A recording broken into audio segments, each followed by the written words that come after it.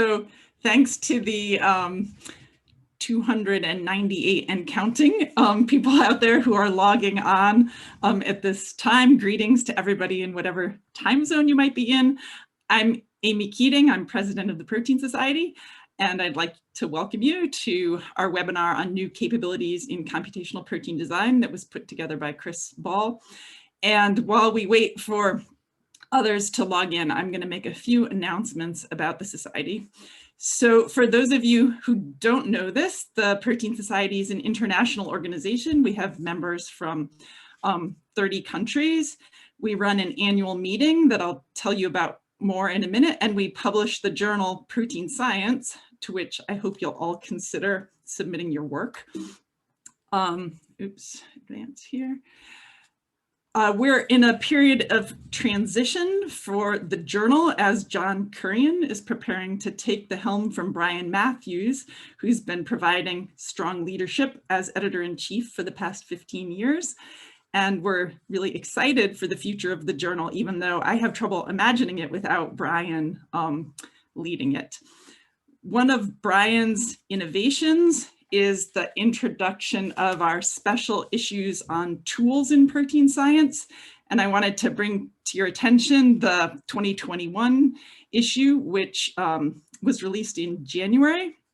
And as you can see from a few of the contributions that I highlighted here, this includes articles about modeling and tools and databases and other resources of particular interest to this community at this webinar today.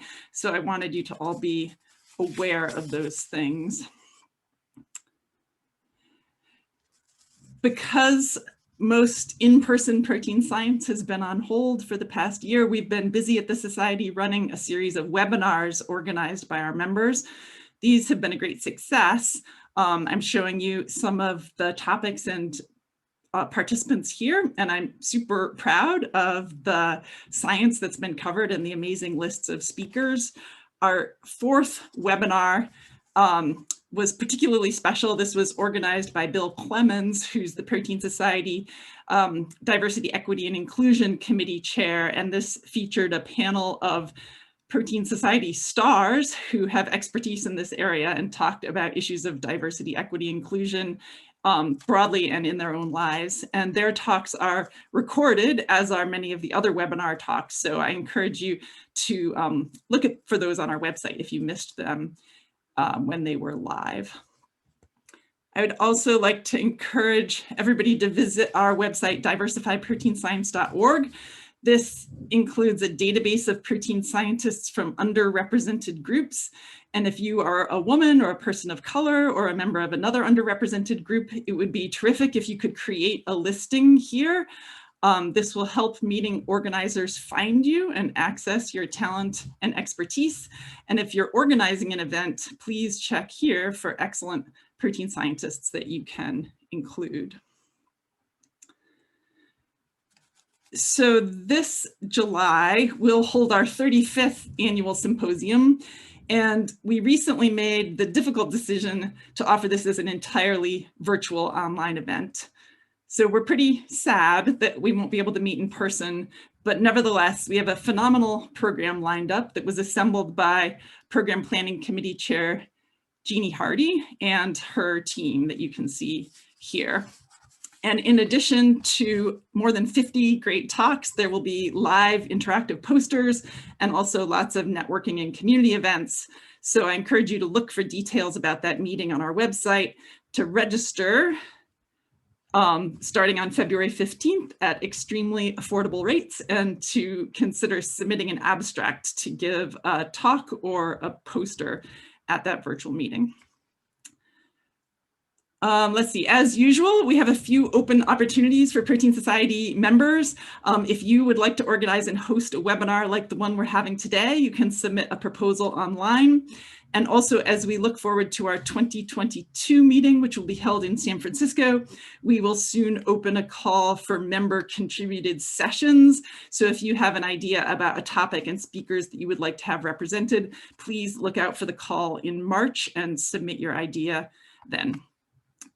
Okay, so with that, I will hand things over to member and organizer Chris Bahl. Chris is known to many of us in Boston as the organizer of the Boston Protein Design and Modeling Club, which has been a great addition to the scientific landscape here. I'd like to send a shout out to the members of the BPDMC who are here for today's webinar. And with that, I will turn things over to Chris. Awesome. Thank you very much, Amy. Thank you all for coming today. I'll keep my opening comments brief because I'm really excited for to hear from our speakers today. So to kind of set the landscape just a little bit, computational protein design has undergone something of a renaissance in the past few years, as many scientific fields I think are undergoing right now. And for a long time, the dream of the field has been to be able to figure out how to control proteins, how to control their structure, how to control their function, and to be able to build this from first principles. For a long time, understanding protein structure and function has taken something of a top-down approach, where we look at extant proteins and we make mutations and we fiddle with them in the lab, and we try to understand how the bits of structure and function go together by breaking intact machines or modifying intact machines.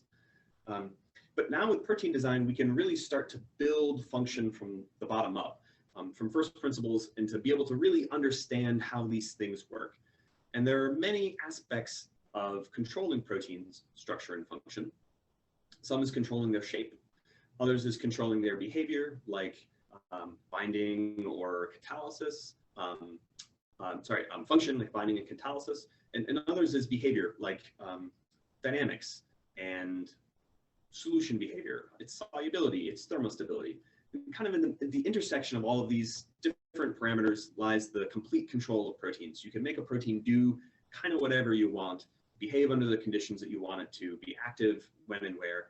And this really, I think, has the potential to revolutionize society and improve human health and well-being in many different areas, from therapeutics to diagnostics to climate change, manufacturing. Proteins can do lots of stuff. So it's a really exciting time to be a protein scientist, and in particular to be a protein engineer using computational tools. And so with that, I will turn things over to our first speaker of the day. I'm really excited to introduce Professor Roberto Chica. So Professor Chica got his PhD from the University of Montreal, and then did postdoctoral studies with Steve Mayo and at Caltech. And now he's faculty at the University of Ottawa. And Roberto has received many prestigious fellowships and awards. And in particular, he's now at the helm of Protein Engineering Design and Selection, PEDS, which is a really great journal in our field. And his leadership is already, sort of shaking things up over there, and he's really moving this journal forward. So I'm also really excited to have him leading off our session. So Roberto, please take it away. Great. Thank you, Chris, for the kind introduction and invitation. It's a pleasure to participate in this session with not only excellent scientists, but also friends. So let me just share my screen here so we can get this going. Okay. Okay, so thanks again for the opportunity, Chris. And today what I want to tell you about is some of our work in computational enzyme design. And I want to start by drawing your attention to the images at the top of the slide here, which highlight what we're trying to contribute to this field. So in the past, researchers have used a single structure as a template to design, as you see here on the left. But I think that we should start moving away from designing enzymes as a single structure and start thinking of them more as a complex landscape of conformational states, as what we see on the right here. Because a lot of enzyme activities depend on conformational changes that occur during their reaction. And today what I want to tell you about is our work in developing ensemble-based computational enzyme design methods, where instead of using a single template, we're going to use these ensembles to approximate the conformational flexibility of the native folded state. Okay, so what is computational enzyme design? Well, it's the creation of an enzyme from scratch by building an active site on a protein scaffold devoid of the target catalytic activity. And methods to do this were pioneered in the groups of Steve Mayo at Caltech, as well as David Baker at the University of Washington. And typically, to perform this, you need a protein scaffold, as well as a theozyme, which is a transition state for a reaction of interest in a catalytically competent arrangement with amino acid side chains. And in the first step of this process, you try to fit the theozyme onto the protein scaffold. We call this theozyme placement. And once you have your theozyme inserted onto the scaffold, then we perform an active site repacking, where we optimize sequences around the transition state to identify stabilizing interactions that will further increase activity. Now, this process has been used successfully for many different reactions, most notably by the group of David Baker. And even though this has worked, there are still challenges that need to be overcome. So the first challenge is that all of the de novo design enzymes have had low catalytic efficiency. So what I'm showing here is the catalytic efficiency of design enzymes here. And you can see that this is orders of magnitude lower than that of natural enzymes. And typically, if we want to improve this, we can use directed evolution and get to these values here, which are starting to approach those of natural enzymes. Another issue is that there's still a lot of prediction inaccuracy. So what I'm showing here is an overlay of a design model in pink, as well overlaid on top of its crystal structure in cyan. So you can see that the transition state analog here doesn't adopt the same pose as the design transition state. So there's still inaccuracies that need to be overcome. And we need to do this to enable robust design of highly active de novo enzymes. So as I mentioned before, we can design de novo enzymes and we can improve them using directed evolution. And perhaps the most successful example of the evolution of a de novo design enzyme has been that of the HG series of CAMP eliminases, which were designed in the group of Steve Mayo and then evolved by the group of Don Hilbert at ETH Zurich. So here, what I'm showing you is the CAMP elimination reaction. On the left, you have the substrate. In the middle, you have the transition state. And you can see that there are two catalytic residues, an aspartate that acts as a base to deprotonate the substrate, and then a H-bond donor that stabilizes negative charge buildup on the oxygen at the transition state. And here we have the product. So as I mentioned, we can use directed evolution to increase the activity of a de novo design enzyme by several orders of magnitude. So starting from the AG3 computational design, which had a fairly low catalytic efficiency here, it took 17 rounds of directed evolution to increase the catalytic efficiency by about 3 orders of magnitude and bringing it up to the level of natural enzymes. And this required 17 mutations. And I've color-coded the mutations here by these spheres. In green are those that occurred at positions that were optimized in the original computational design. And in pink are those that are found further away from the active site. And typically when we design enzymes, we focus on optimizing the active site. So we don't consider these distal positions because they would be very difficult to identify a priori. So these mutations, of course, must be doing something to increase activity. So it begs the question, can we even design highly active de novo enzymes by focusing exclusively on the active site? Well, to start addressing this question, we decided to generate mutants of these evolved de novo enzymes that contain only mutations that were found by evolution at positions within or close to the active site. So those positions that we would have normally optimized anyway in our calculations. So we call these variants core variants. As you can see here, I'm keeping only mutations that are within a certain distance cutoff from the bound ligand, in this case, 8 angstroms. And what we're interested in knowing is, are these core variants active? And if so, are they more active than the original designs, comparable in activity to the evolved enzymes? We'll see. Okay, so we did this for 4 CAMP eliminases that were designed and then evolved. So the 2 on the left were designed by the group of David Baker and evolved by the group of Dan Tofik, whereas the 2 on the right were designed by the group of Steve Mayo and then evolved by the group of Don Hilbert. And again, I'm using this color code of pink for mutations that are far from the active site, and green are mutations that are within or close to the active site. So if we make the mutant here on the left, where we keep only those green mutations found by evolution, and we measure the activity and we compare that to the evolved variant, you can see that we have a decrease in activity, but the activity is still 160-fold higher than that of the original de novo design. And it's about 1.5-fold less than the evolved variant.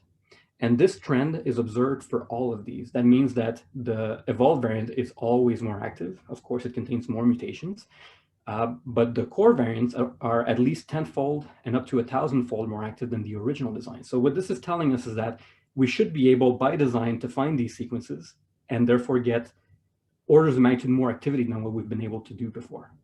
And out of these mutants, the one that we found most interesting was this HG3 variant, because you can see that the kcat/km of the core variant is about 100,000 per molar per second. And now this is really approaching the catalytic efficiency of natural enzymes. So that was really interesting to us. So when we saw this, we asked ourselves, is the structure of that core variant that we call AG4 similar to that of the highly evolved AG3.17 from which it is derived? So to answer this, we teamed up with my dear friend and colleague James Fraser at UCSF to solve the structure of these enzymes. And here I'm showing you an overlay of AG4, which is the core variant, and AG3.17, which is the evolved variant. And you can see in the active site here, we have excellent agreement, near identical structures in the active site. So when we saw this, obviously the next question became, well, can we design this? Can we design the structure of AG4 using the same procedure that yielded HG3, which was the original computational design? Okay, so we ran a positive control calculation where we took the crystal structure of AG4 with bound transition state analog called 6NT here in the middle. And we optimized the rotamers for the AG4 sequence using the same protocol as the one that produced HG3. And what you can see is that we get very good agreement between the design model in pink and the crystal structure in white, except for this one methionine residue, which is closer to the surface, so it has more space to adopt a different rotamer. Nevertheless, there's good agreement and the energy was very favorable. So the next question we asked ourselves, well, what if we design the AG4 sequence using the exact same template that was used to design HG3? So that's what we did. We took the 1-GOR crystal structure, which is a xylanase, and we designed the AG4 sequence on it. And now we observed that not only is the binding pose of the transition state different from that of the crystal structure, there's a lot of these rotamers in the active site that no longer adopt a similar conformation as the one seen in the crystal structure. And the energy is much more unfavorable. And we also tested other backbones. We tested the AGG3 crystal structure with bound transition state analog. And you can see that we get similar but less severe effects. So that means that the input template is having a big effect on the prediction accuracy because everything else is identical. So we asked ourselves, well, can we improve upon this by using an ensemble instead of a single template? So to generate the ensemble, we use this approach called ensemble refinement of crystallographic data, which works like this. So we take a crystal structure of a protein of interest, and we perform a molecular dynamics simulation that is constrained by the electronic density. So if we zoom in here on this loop, what we see is that atoms that are in areas of high density don't move as much as those that are in areas of low density.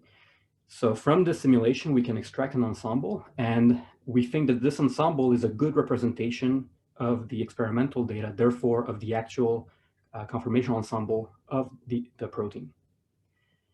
So using this ensemble, we went ahead and we designed the AG4 sequence again. On the left, I'm showing you the exact same figure I showed you earlier. That's our positive design calculation. You've seen this before.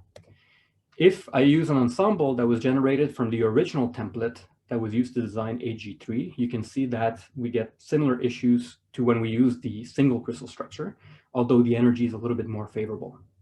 However, when we use the structure of AG3, now we're starting to see something that's much more similar to the crystal structure of AG4. And the energy now is getting closer to that of our positive design calculation. So what this suggested to us is that enzyme design with a backbone ensemble derived from a low activity enzyme could obviate the need for directed evolution. Okay, so what we're proposing is basically, can we change the design procedure where we would start off in the same way as we've always done. We use a template, a Theozyme, we run our design calculation, we create a low activity de novo enzyme. This has been done successfully many times. But then we crystallize this low activity enzyme and we generate our ensemble.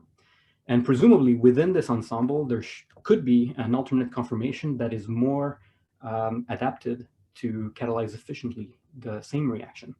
So then by performing a second round of design, we could further increase the activity and get a higher activity de novo enzyme. So we are in the process of testing this. We've reached the point of our second design step. So we're currently doing this. So hopefully next time we meet, I'll be able to report some interesting data. All right, so to conclude, I remind you that there are still challenges that need to be overcome to make computational enzyme design robust for the creation of highly active de novo enzyme.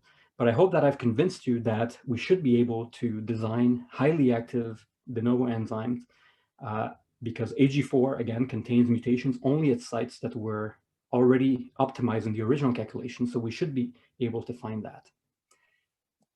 And here I'm showing you that we can also use an ensemble to improve the accuracy of our predictions by changing slightly the conformation of the backbone.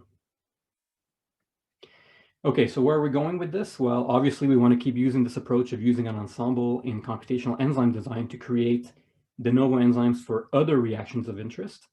But where we really want to take this is to start designing enzymes in the context of a large conformational landscape where we have multiple conformational states that may need to be sampled during catalysis for it to be efficient. So for example, we could think about shifting the equilibrium between these states to favor a more active state and therefore increase activity. Or maybe we need to sample these two states during catalysis in a multi-step mechanism. So these are all ideas that we are currently exploring. So to finish, I'd just like to acknowledge the people who did the work. So everything I showed you was performed by 3 group members. So Aaron, who's right here, was a former postdoctoral fellow who initiated this project and conceived it with me. He was assisted by Ruds, who's right here. She performed a lot of the ensemble refinement and design calculations. And a lot of the kinetics were performed by Nyajesh, who's right here at the bottom. So thank you to all of them for their hard work.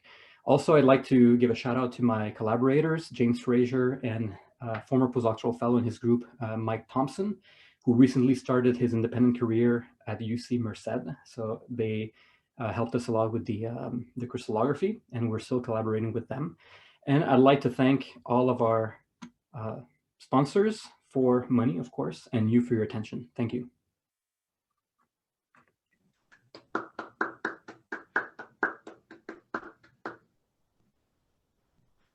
Awesome. Thank you for a fantastic seminar. We've got a few questions lined up. So there was one asked in the chat. So I'll just remind everybody, please ask your question in the Q&A rather than in the chat, but we'll read this first one from the chat. So in the core mutants for the Kemp eliminases, sorry, this question is from Paul Shanda. In the core mutants for the Kemp eliminases, you removed mutations. To which amino acids did you mutate the distal sites? Alanine? No, sorry, I didn't mention this. We reverted it back to the amino acid that was at that position in the original design, which presumably came from the wild-type template used as scaffold for the original design. Awesome. So we've got quite a few questions in the Q&A, so we'll try to get through these. Let's see, Roberto, what would be the easiest? Would you like to just Oh, if you want me, I can read them and answer them. That might be the fastest way here. Okay. Or how about, Chris, I will help you. Why don't you sort of scan, pick one, ask Roberto, and Roberto, if you can stay on and answer later the ones that we don't get to live, that would be really appreciated by participants. No worries. And thank you everybody for the questions. Cool. So we'll start at the top then. The mutations that are part of the engineered modifications, these mutations, are they part of the engineered modifications or are they happening in vivo? So these mutations were, so the ones, the green balls that I showed you are mutations that were found by directed evolution. And these occurred in the active site or close to the active site. So we basically inserted them on the original de novo design enzyme.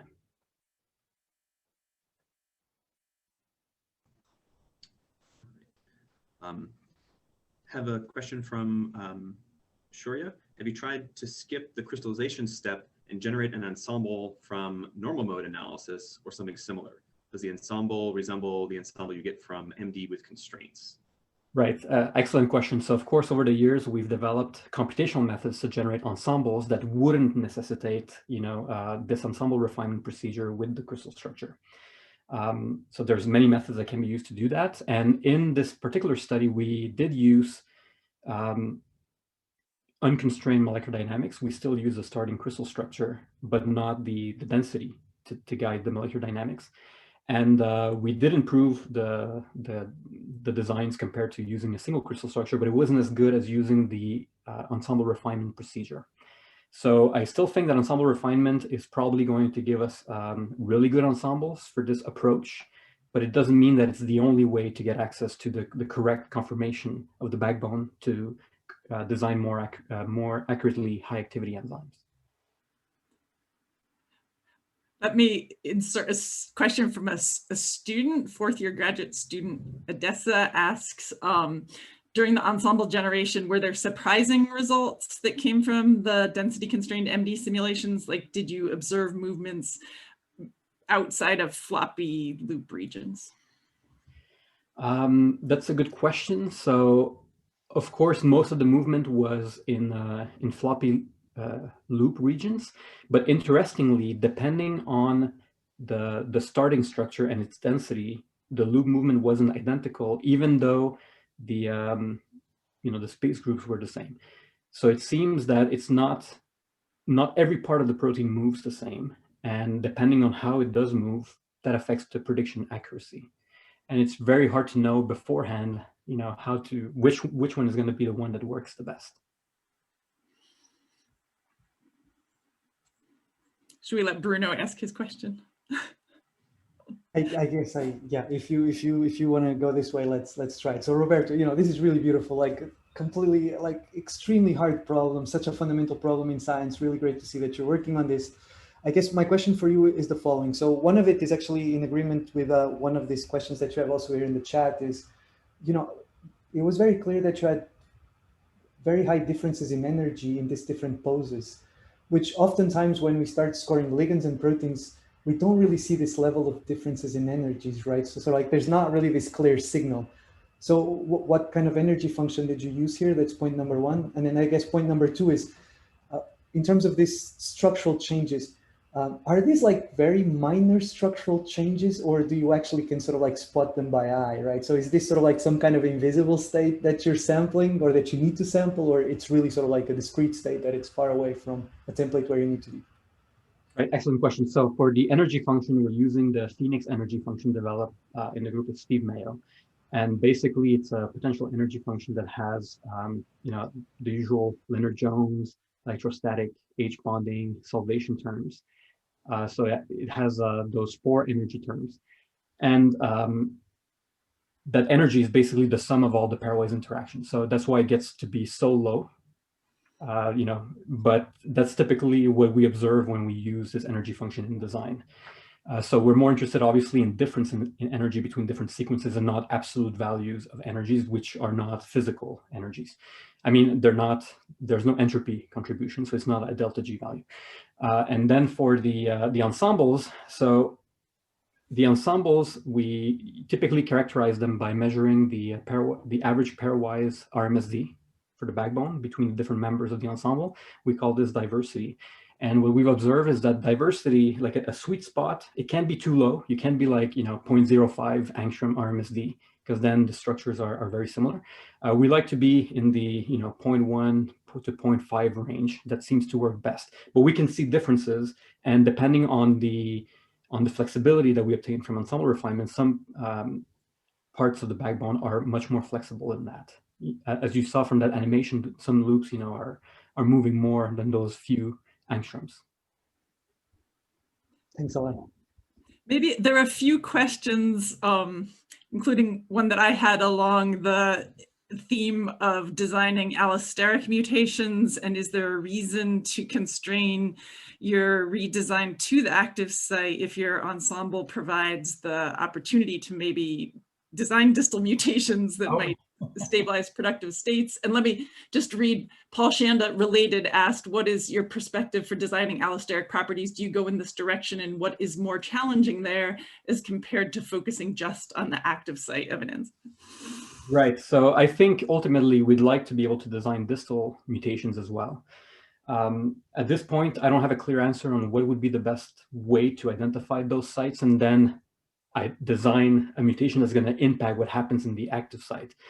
So I can't answer that. We are exploring these ideas, but we definitely want to start considering that.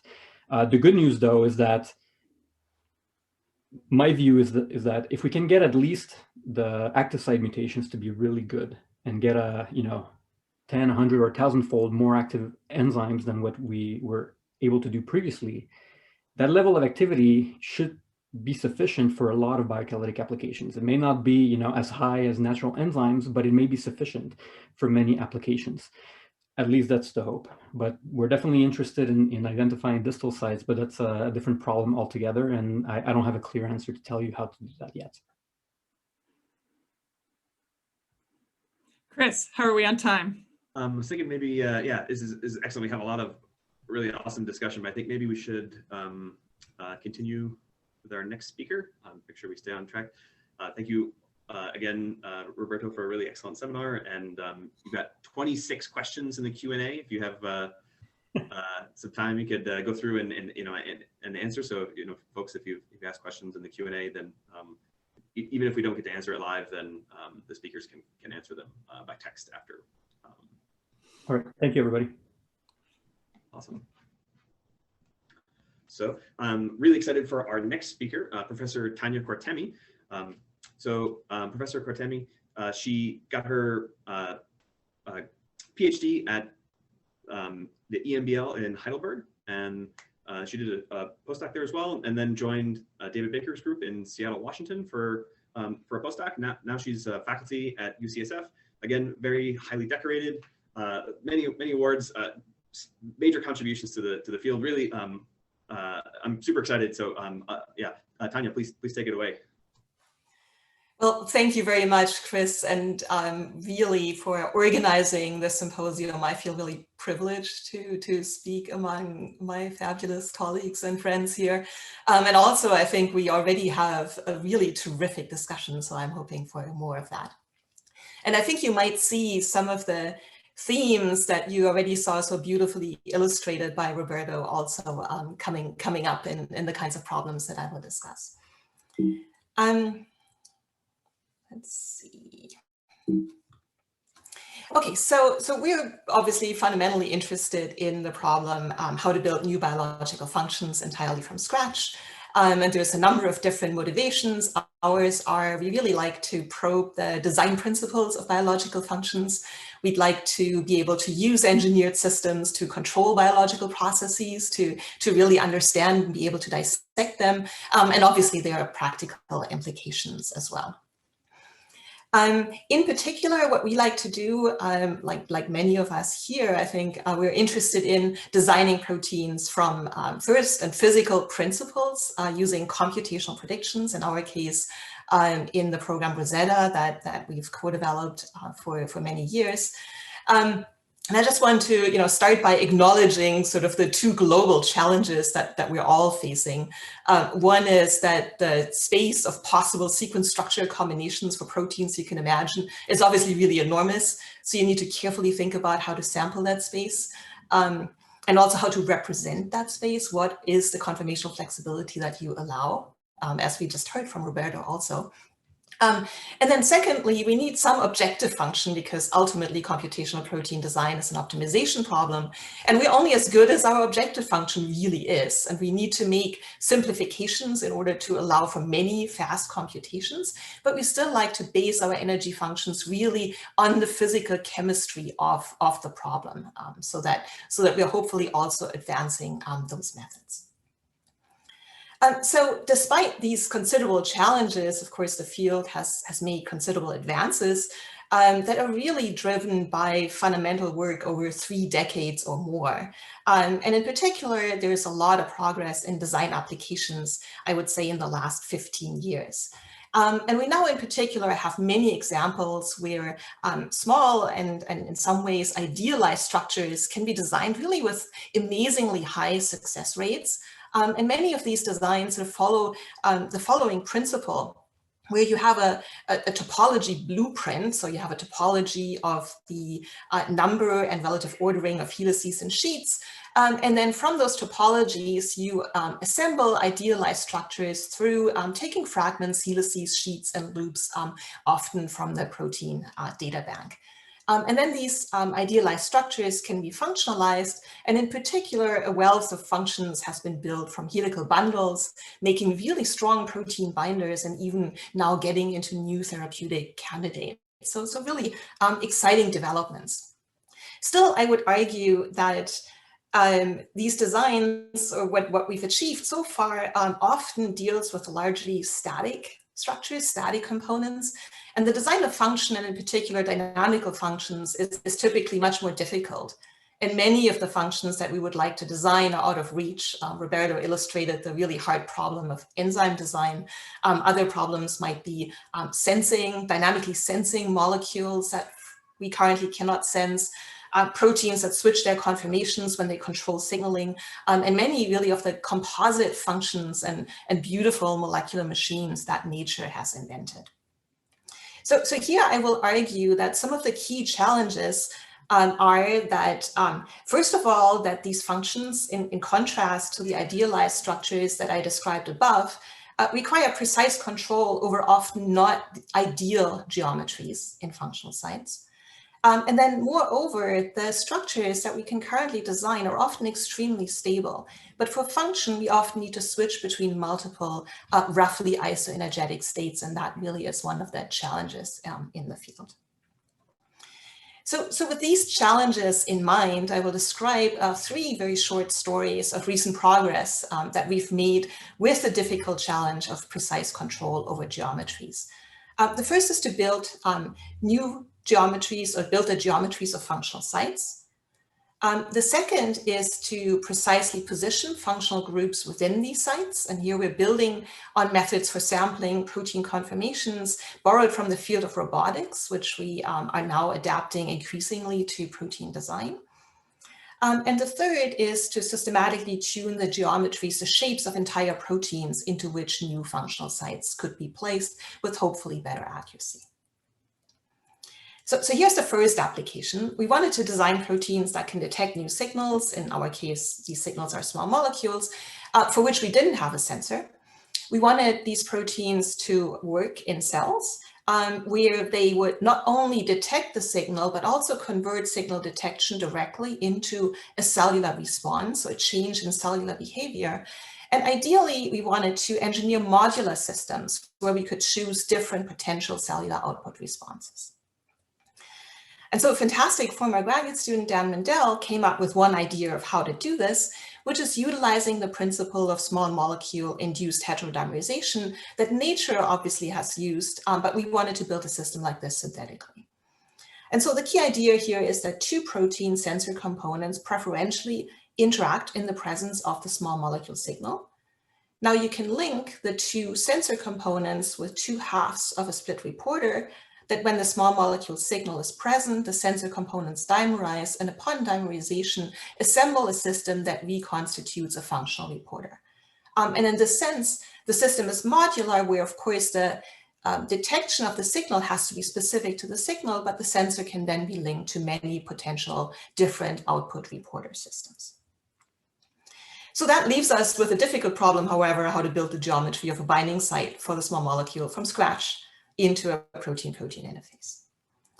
As a first target, where I'm going to illustrate the strategy, we picked this molecule here, farnesyl pyrophosphate, and we mainly picked it for its interest because it's a key metabolic intermediate in engineering pathways that can be used to engineer value-added compounds, such as precursors for therapeutics or fuels in bacteria or yeast. So in principle, a sensor for FPP could be useful biotechnologically.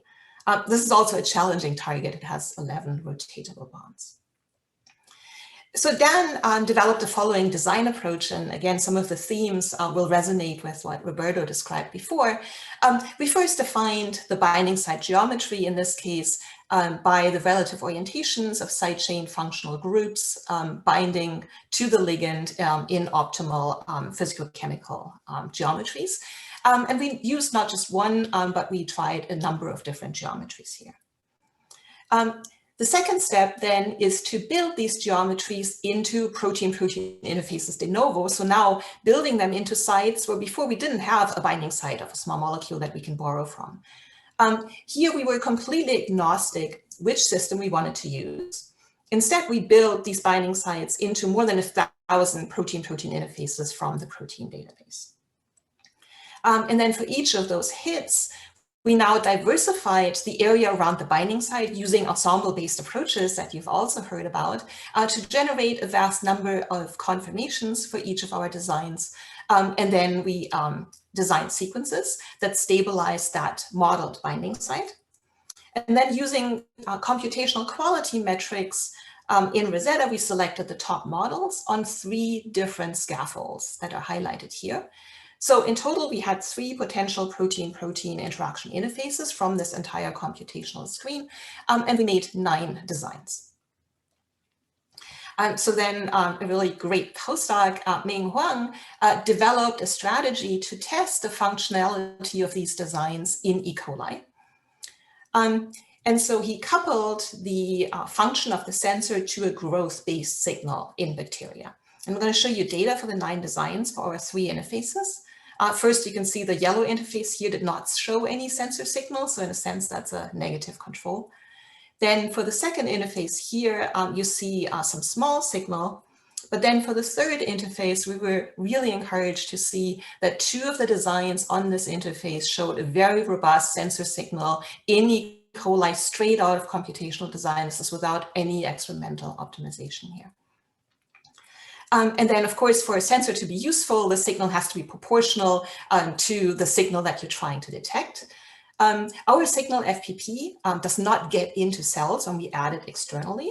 So instead, what we did, also in this experiment here shown on the left, what Ming did is he expressed a pathway of 5 enzymes so that he could add the precursor mevalonate that then would be converted by these 5 enzymes to FPP, and he could see a proportional signal of the sensor with increasing concentrations of external mevalonate.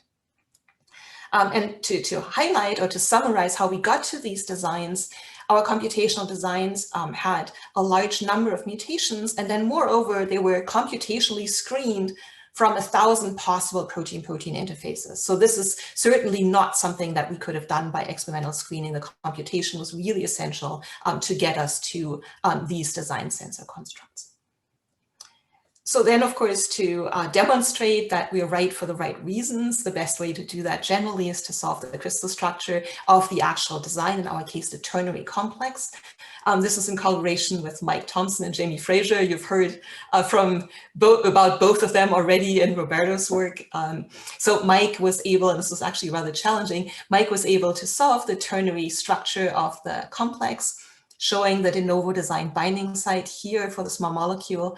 And encouragingly, even at the level of detail of all of the design side chains, we really have a quite reasonable agreement between our original design model shown here in gray and Mike's crystal structure in the colors, although not perfect. And I'm going to come back to that problem also. So then finally, a terrific postdoc in the lab, Adam Glasgow, wanted to see whether our complete design strategy was actually modular as advertised. And she also wanted to get more quantitative data on the sensitivity of the sensor to the actual ligand FPP.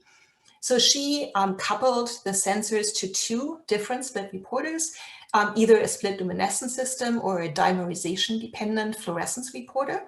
And now she expressed the system in vitro transcription translation assay, where we don't have the cell membrane. So now we can add the ligand FPP directly and test the sensitivity to FPP. And Adam could show that for our 2 best designs here, particularly for design 2, now the sensitivity to the ligand, again, straight out of computation, is in the nanomolar range.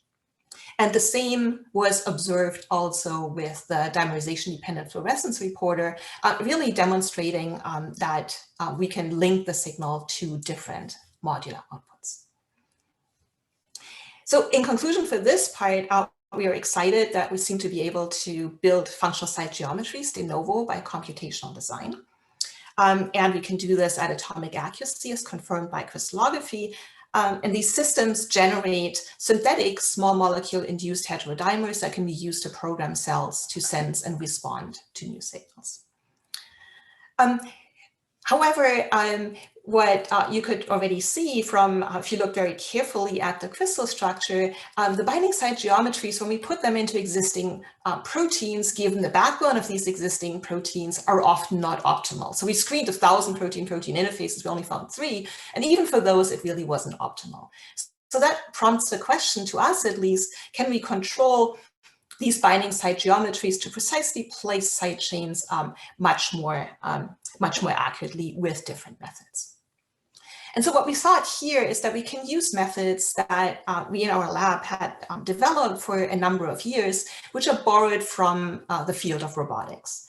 So very simply, in robotics, if you imagine a robot arm, the problem that robotics really solves is to precisely position and move the robotic hand by basically setting the degrees of freedom in the robot arm.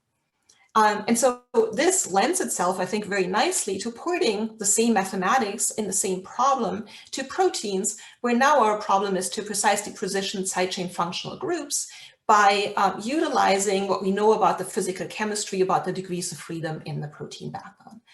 And we developed many years ago some methods to sample these possible conformations that are mechanically accessible to proteins.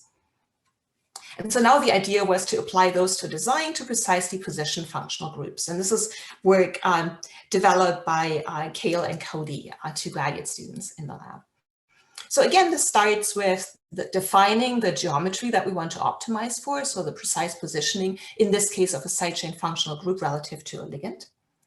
And then we utilize these robotics-inspired mechanical sampling methods to build backbones with restraints so that they are successively optimized to support the desired geometry that we want to optimize for. And then, of course, in the final step, we design the environment around it to stabilize the new conformation. And Kale and Cody picked a very simple, but I would argue, and actually, in fact, rather difficult problem to test whether this design strategy had any chance of working. And the simple idea here is to replace the precise positioning of a carboxylic acid group, of carboxylate of an aspartate, with a glutamate, which meant that if you succeeded in precisely positioning the carboxylate, the design had to be accurate on the order of the length scale of a carbon-carbon bond. So a very challenging problem. And using this methodology, and again, collaborating with Mike and Jamie, Cody was able to solve the crystal structure of this reshaped region here in the design. And you could show by comparison of the design model and the crystal structure that globally the backbone indeed adopted the desired structure.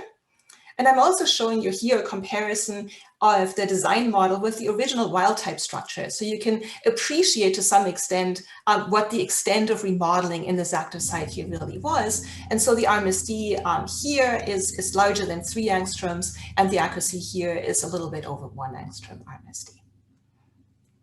And then, of course, what was really the key point here was to show, can we actually precisely position the carboxylate?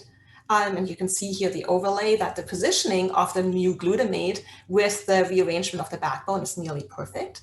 So it seems we are starting to have methods we can think about positioning functional groups using this robotics-inspired computational design.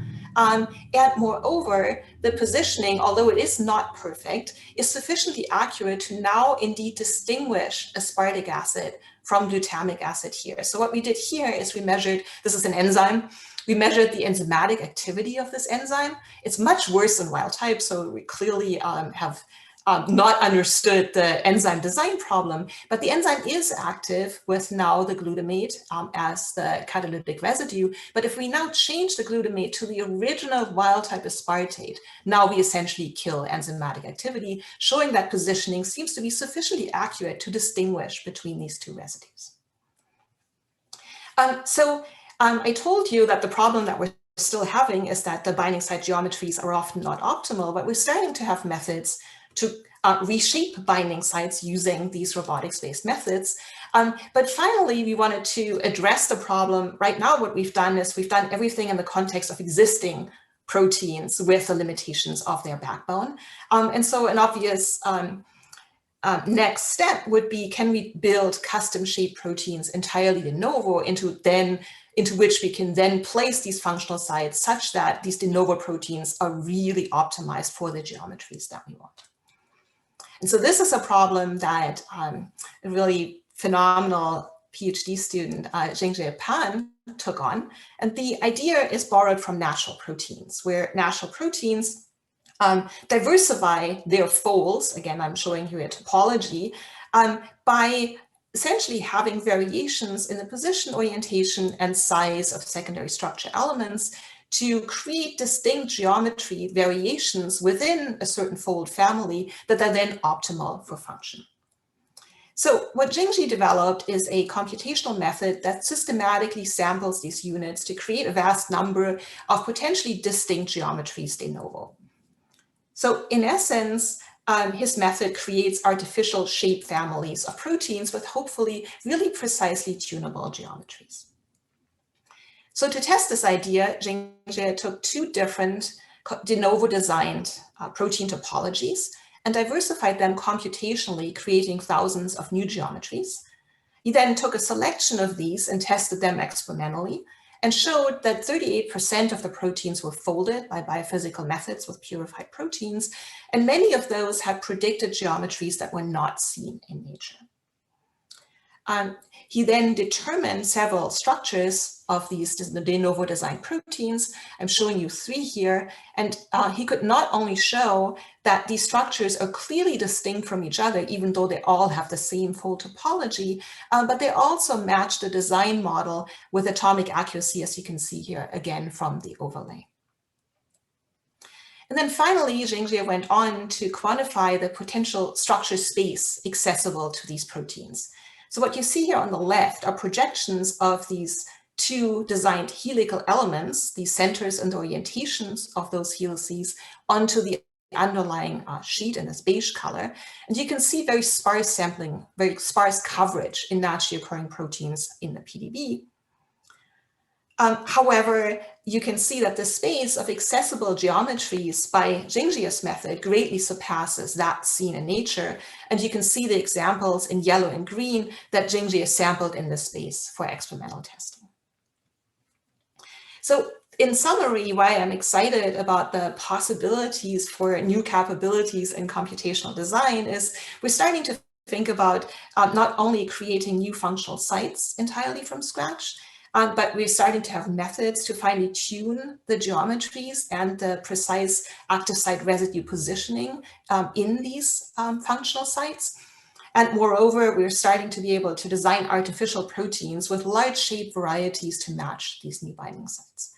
And going forward, as an outlook, of course, now that we have the ability to tune the shapes of artificially designed proteins, now we're really interested in exploiting that capability to build switchable proteins that can, by a variety of signals, can really precisely traverse landscapes switching between different conformational states. And so I'd like to end, of course, with thanking the phenomenal people who've really been driving this work. I've told you about Dan, Ming, and Adam's collaboration on the modular sensors. Zhengzhe developed all the ideas underlying the project of generating these shape families. Cody and Kale were really driving the methods to apply robotics to precise active site positioning, and a number of fantastic collaborators who helped us with structure prediction, and Vegeli Koutsias, who introduced us to the robotics-based mathematics. And I thank you for your attention.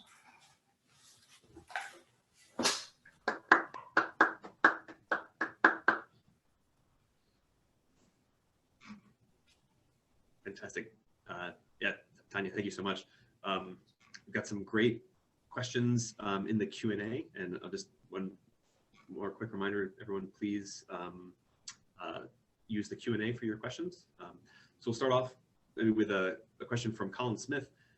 He asks, How sensitive was the dynamic range of the biosensor in vitro to the concentration of the sensor? Oh, hi, Colin. Great to at least talk to you remotely here. Yeah, so these small molecule induced heterodimers are very sensitive to concentrations, right? Because of course, what we're looking at as the sensitivity of the sensor is the difference in dimerization with and without the small molecule. And so if the sensor components are at high concentrations, then of course they will dimerize, they'll be above the KD in the absence of the small molecule signal. And so they will dimerize and give a false positive signal without the small molecule actually being present. So those need to be tuned. And that's one of the issues with these types of assembly-based systems. And so the reason or the way to improve upon that is, of course, to maximize the difference in affinity of the sensor protein components in the presence and absence of the small molecule. Catherine Goodman asks a variation on a question I wanted to ask, so I'm gonna squeeze it in here. She writes, "Great talk, Tanya. I'd love to hear more about the sampling space in the last example. It looked like the tested constructs kind of fell in the middle of the larger smears that are possible. How do those overlap with natural space? And is Zinji considering testing some of the constructs that are more at the borders of the smears?" Yes. Hi, Catherine.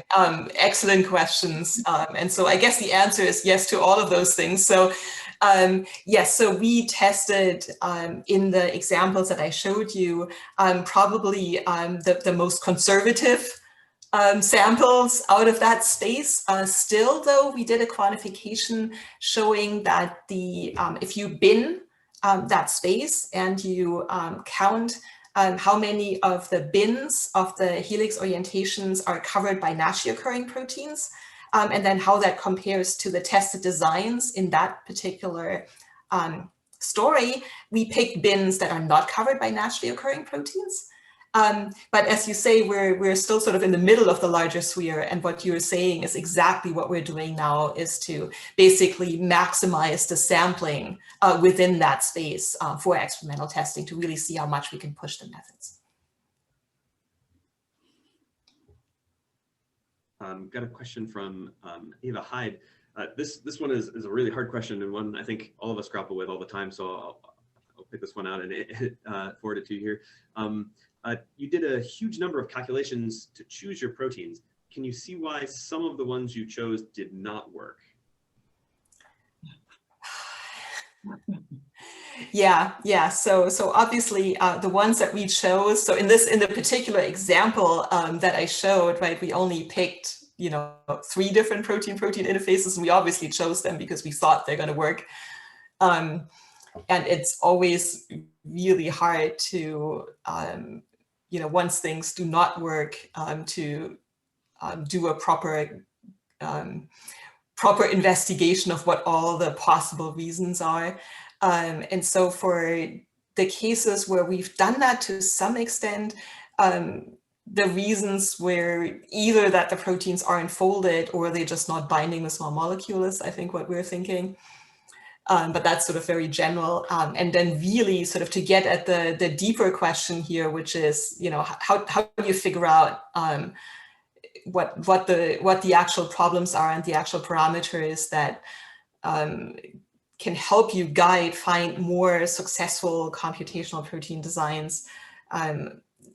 I guess the best answers to those questions we have from large scale experiments, where really a large number of designs are being tested, and Gabe Rocklin and others have done things like that, and really taken all of the computational quality metrics and compared them between successful designs and non-successful designs, and trying to tease apart which quality metrics are most informative for getting successful designs. Okay, maybe I'll ask a question that came in early from Che Yang. How did you usually evaluate as criteria that the generated backbone is suitable as a template to scaffold the binding site. Usually I know people pick it up by local matching of RMSD, just wondering if there's any other way. Yeah, so how to pick backbones that accommodated your design binding sites. Yeah, I mean, it's basically what you were saying. It's basically how closely can we approximate the ideal geometry that we want, given the backbone that we have, and given the model side chains in that backbone environment. By some sort of RMSD type metric. By, yeah, an RMSD type metric, or, you know, you can look at, you know, precise distances and angles, which are probably better than RMSD. Chris, do you want to pick one more, or I'm not sure how we are on time, but. I think we have, this one's maybe is pretty quick. So I think we got one more. Eckhard Mosner asked, in the aspartate to glutamate example, so I think your robotic example here, how big is the change in the backbone? How many mutations did you engineer? Yeah, so in the remodeled region, the change in the backbone from the wild type is on the order of 3 angstroms. We made a couple of different designs. I only showed you one. And the number of mutations was between 12 and 18.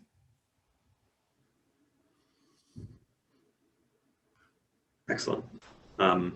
So yes, thank you again. Tanya, you have some more questions in the chat, if you would mind answering those by text. And yeah, I'm very excited now to introduce our next speaker, Professor Bruno Correia. So Professor Correia did his postdoctoral work with Bill Sheaf at Scripps, and is really one of the pioneers of immunogen design. And now as a faculty at in Lausanne, and I'm really excited. Bruno, please take it away.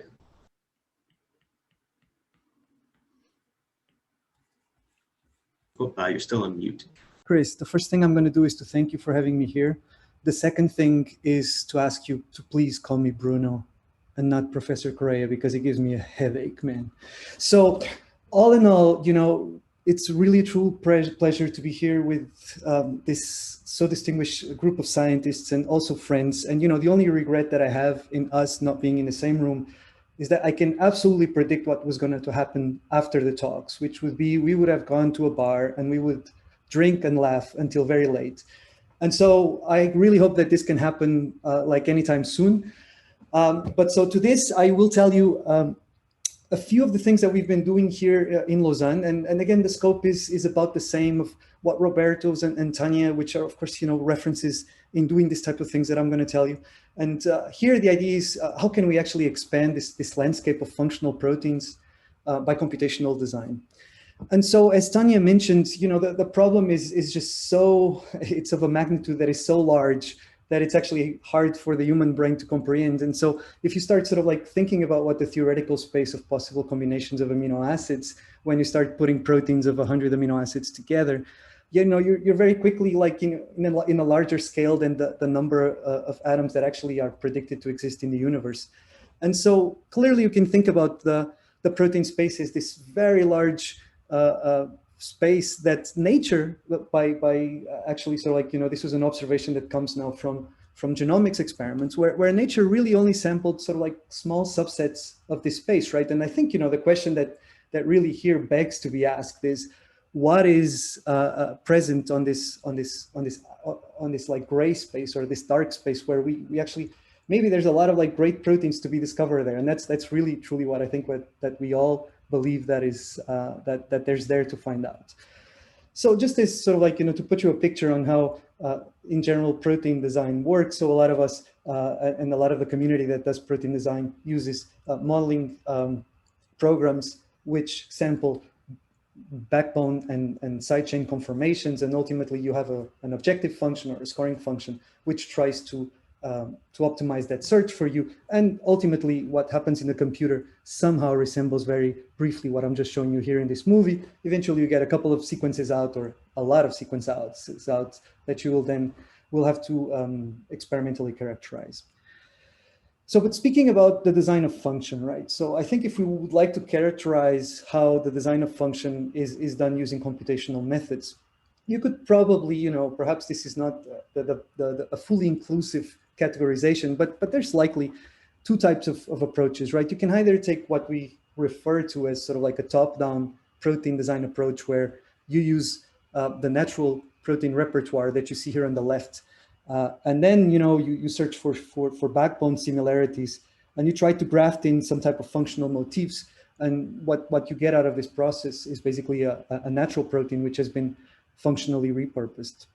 What I will tell you about today, or part of what I'm going to tell you about today, is about the exercise of doing a bit the opposite, right? Which is starting from a bottom-up approach, where you eventually have only the structural building blocks, and you start assembling proteins around these functional motifs.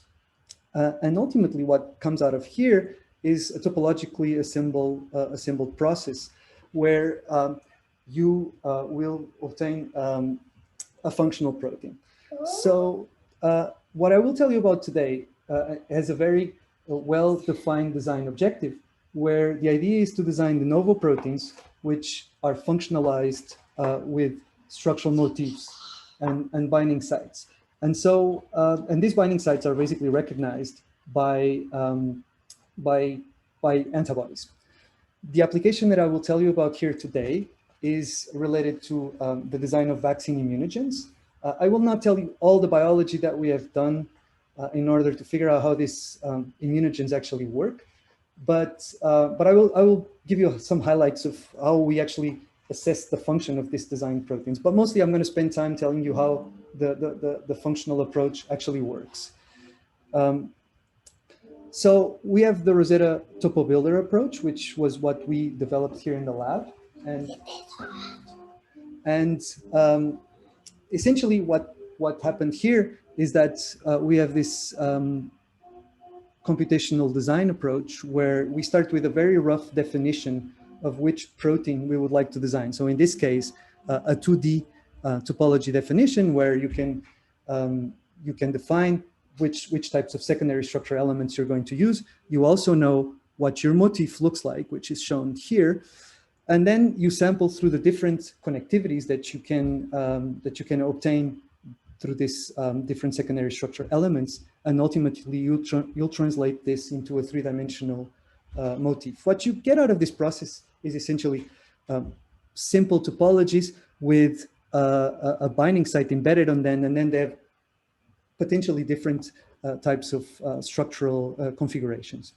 So a better vision of how this looks, I'll show you here in this movie, is that, so what I'm showing you here is basically a viral protein, which is recognized by a monoclonal antibody. And you see our motif here in blue. And basically we extract this motif, and then we start assembling different secondary structures around the motif.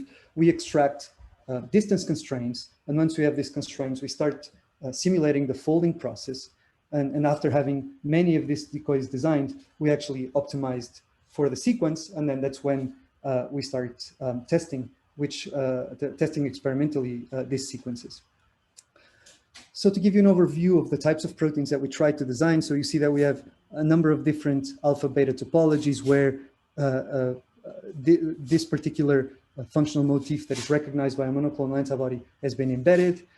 We also have fully alpha topologies with a complex binding motif, which is composed by a helix and a loop. So these motifs are a bit more challenging, because you have to not only have a segment of the protein, right, but you actually have to have the three-dimensional orientation of the motif. And so let me just connect this laser here. And also we designed a protein which also has then two different motifs, which is actually able to be bound by two different antibodies. And so the way we did this was basically by doing the computational design first, and then select the best designs, building libraries based on these designs, performing a high throughput screening on yeast display to select the best binders, and also the proteins that were folded using a protease resistance assay, and then a readout of next generation sequence. Ultimately, we identify which sequences look the most promising in terms of folding and binding. And then we make some of these proteins. And here I'm showing you a summary of the data where you have different kind of topologies, which we then see if they are folded. Many of them have well-folded CD spectra. They also have, in many instances, high thermal stabilities. And then more importantly, they do bind their monoclonal antibodies, as you see here, measured by surface plasmon resonance. As mentioned before, the ultimate proof that the design is correct is when you solve an experimental structure. So here I'm showing you the comparison between the computational design models and the experimental structures, which it's always in the range of the 1.8 angstroms when we start thinking about root mean square deviations. Okay, so now an application of where we use this. So ultimately, one of the global aims of our lab is to design vaccine antigens. And so what we did here, we took on this virus, which is the respiratory syncytial virus, and we extracted a couple of epitope motifs, which are shown in the viral protein. And so then we used the Topo builder. We designed a number of different antigens, and we made a synthetic cocktail that then we used to immunize a number of animal systems. And then we studied the immune responses. So I won't tell you much details about this, but I will just show you a few key results, where here in this experiments in mice, we had 3 groups, one of them that only has seen the computational designs, the other one that has seen the viral protein as a positive control, and the other one where we're doing an heterologous prime boost by priming the immune system with a viral protein, and then boosting with a computationally designed scaffolds. So what you see here, the first thing that we found out is that, in fact, the computational design scaffolds alone could actually elicit neutralizing antibodies. Basically, if these neutralizing antibodies, if you have them in your body, you will be protected against infection. That's what this result means. And then what you see here is that in this heterologous prime boost scheme that we've used in one of our immunizations, we actually improve the antibody quality. And basically what this means is that we have a ratio of antibodies that neutralize the virus that is superior to that one that is triggered by the viral protein. And so this for us was an interesting finding. Then also as a last point, when we tested the computationally designed vaccine cocktail in non-human primates, we actually obtained 5 responders out of 6 animals, which comparing to other experiments that we have done in the past was the highest level that we could have ever seen with computationally designed antigens. So just a couple of conclusions and outlook before I go to the second part of my talk. Ultimately, I will highlight that we were able to design a number of different topologies that were functionalized with epitopes or binding motifs. And I think, one point that I still want to highlight is not necessarily about the achievements, but rather about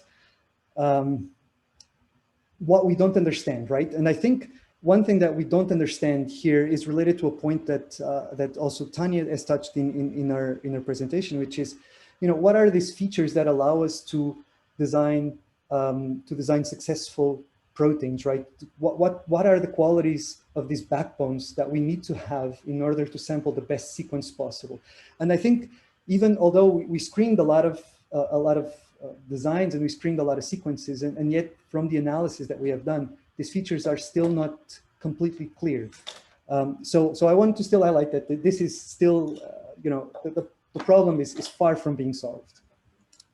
So as the second part of my talk, I will switch gears now towards a different type of approach. And basically what we have here is about this idea on how the question that we had was, can we actually identify surface patterns that reveal functional features of proteins? And I like to make this analogy in between identifying patterns in people's faces and patterns in protein structures.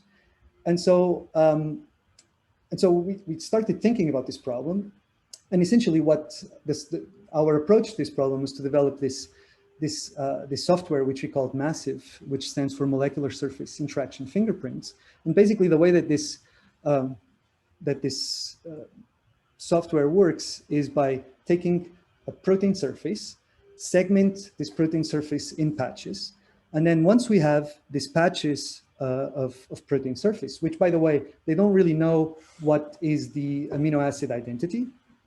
But what we do is we actually map into these patches the geometric features of the surface and then the chemical features of the surface together with a polar coordinate system, just so that each point knows exactly one relative to the other. And then we put this into a machine learning framework so that we can try to optimize the descriptors of these surfaces for different tasks.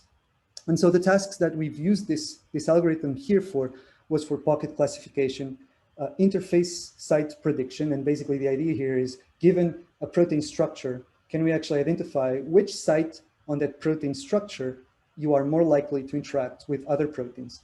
And then another exercise which resembles that one of protein-protein docking, which is the prediction of protein complexes. Okay, so just a very brief overview about the results that we were having here. And so in terms of the site prediction, we could see that Massif could predict with much higher accuracy than other softwares to do the same type of task, the sites on which other proteins are able to engage, even though you don't know what that other protein looks like, okay? And then in terms of the benchmark for docking, we compared Massif against a number of other different docking programs. And essentially the result that came out of there, or the most noticeable result, is essentially this one where we were able to do the same type of computations, but in much less time. And when I mean in much less time, I mean in like 4 orders of magnitude difference. So here you see the results for ZDoc Z-rank. So in terms of performance, we're on par, a little bit below, but in terms of time, we're in fact much faster. And the reason why this is happening is because we're doing a lot of the computation in the vector space rather than on the 3-dimensional space. And that's where the speed up comes from. Okay, so this was how it started, but I want to bring you back to where I left you in terms of designing function, right? So a lot of our approaches that we are having are based on functional motifs that we already know that can make that particular binding interaction or that particular function. So the idea here was, could we actually use this Massif approach in order to come up with new motifs that could, for instance, mediate novel protein-protein interactions? And so the problem here is this one of designing new proteins that engage another target protein in a defined site with a predictable structure. The way we went about this was, okay, so we have a protein target. In this case, we used PDL1. It's not very important what the protein is right now, but we defined a site that we wanted to target. We extracted a surface fingerprint from this site, and then we did a search on a database of 100 million fragments. So, now because of this this speed up that we are able to achieve, we can actually do this in a very wide scope. And ultimately, what these searches produce is this seeds that are bound into a protein. And so then once we have these seeds bound into a protein, we transfer them into globular proteins, and then we can use this for high throughput screening. Okay, so here we tried a number of different protein motifs to bind to this target, and we transplanted them to different protein scaffolds, and then we did experimental validation. So many of them was, as expected, not very high affinity, but some of them, after being improved and evolved using yeast display, so these results are not what you actually get out of the computer, they could in fact bind to this target with relatively high affinity. And so, and again, there's always this need to solve a crystal structure. So eventually we picked up on one of these designs. We tried to solve a crystal structure in collaboration with George Gao. And ultimately what you see here is an overlay in between the actual crystal structure and the model that we generated in the computer, and also of the seed that Massif actually outputted. And you see that we're pretty much at spot on in the prediction that the computer had. So for us, this was of course a very interesting result that we're very excited to push forward, but it's still just the beginning for us. Okay, so the last point that I want to make is, because we are actually searching for motifs that are present in the protein structural database, you might wonder if we are actually finding new motifs or if we're just recovering motifs that already could mediate this interaction. And basically what we can see is that we can certainly recover the motifs that mediate the native interactions. But here I show you the native interaction that is known in between PDL1 and PD1, and with the seed model that, that we actually calculated.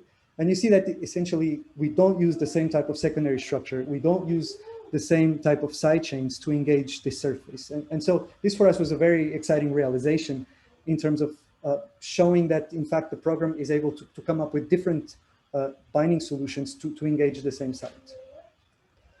Okay, so with this I will just close, and we'll close with a couple of ideas in terms of what I've described in the second part of the talk. And so ultimately it means that with these vector fingerprints we are actually able to find functional signatures from protein structures, and we can identify small molecule and protein binding sites.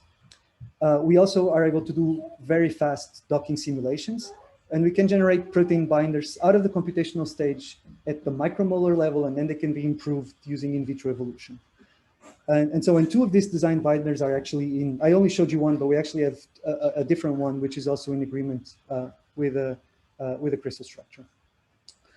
Okay, so now the most important slide, and I have been an incredibly fortunate person in having had the opportunity to work with the group of people that I've been working in the past 5 to 6 years, and it has really been an exciting journey for us here.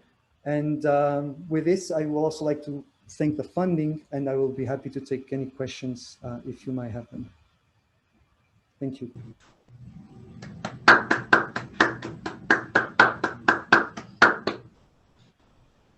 Bruno, that was a really exciting seminar. Thanks. I'll take the privilege of the organizer here and ask the first question before we dive into the Q&A questions here. So, I mean, Massif is really exciting. I mean, it's going to open up a lot of doors. I'm just wondering, how sensitive is it to changes in rotamers on surface residues? Yeah.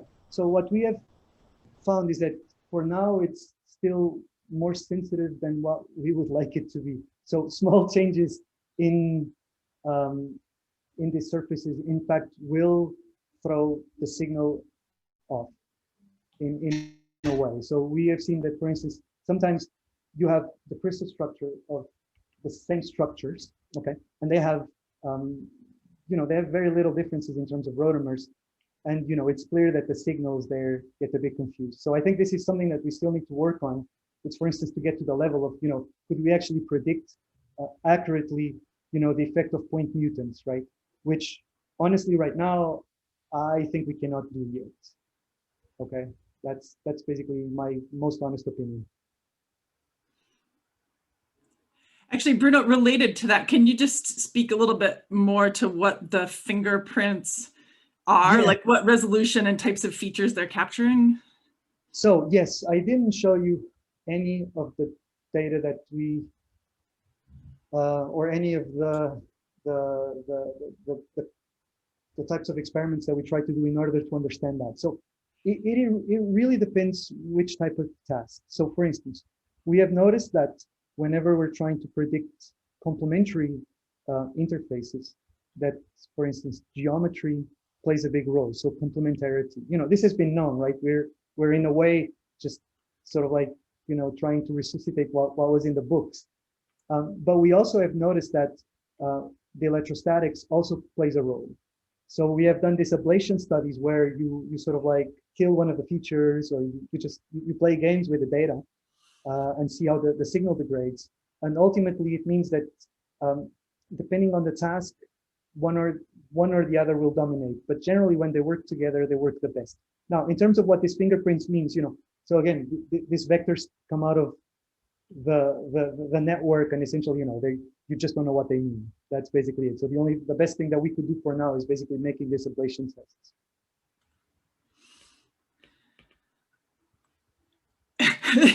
There's so many more things I could ask, but let's go to the Q&A. You queued up, Chris.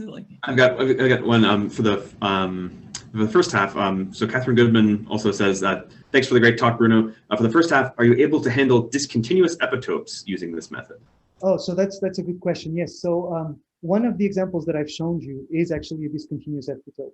So, you know, again, I'm going to be honest with you, right? You know, this is a discontinuous epitope that we worked during 5 years. So I think every time you work on a problem 5 years, you know, you got acquainted to that problem so much that, you know, eventually I don't think if it's fair that I can just tell you, yeah, this thing is just going to solve any like discontinuous like epitope. I don't think this is true. You know, I think in this case, you know, we have a helix and then there was a loop on the side, and the helix was easy enough to embed in a protein. The loop, we had to do a little bit more work. So I think, you know, what this data shows us is that there's hope. And I think we could probably do it more consistently in the future, but it's not an easy one. Huh? Okay, Vanita Sood is asking whether Massif can be used to improve docking as well as design, which I think you hinted it can. Yeah, so let's see. So I think, you know, everything comes kind of like with a price. Okay, so I think, you know, right now I think what we're gaining with Massif is this ability of making very large scale experiments. You know, so we can dock many things against many things.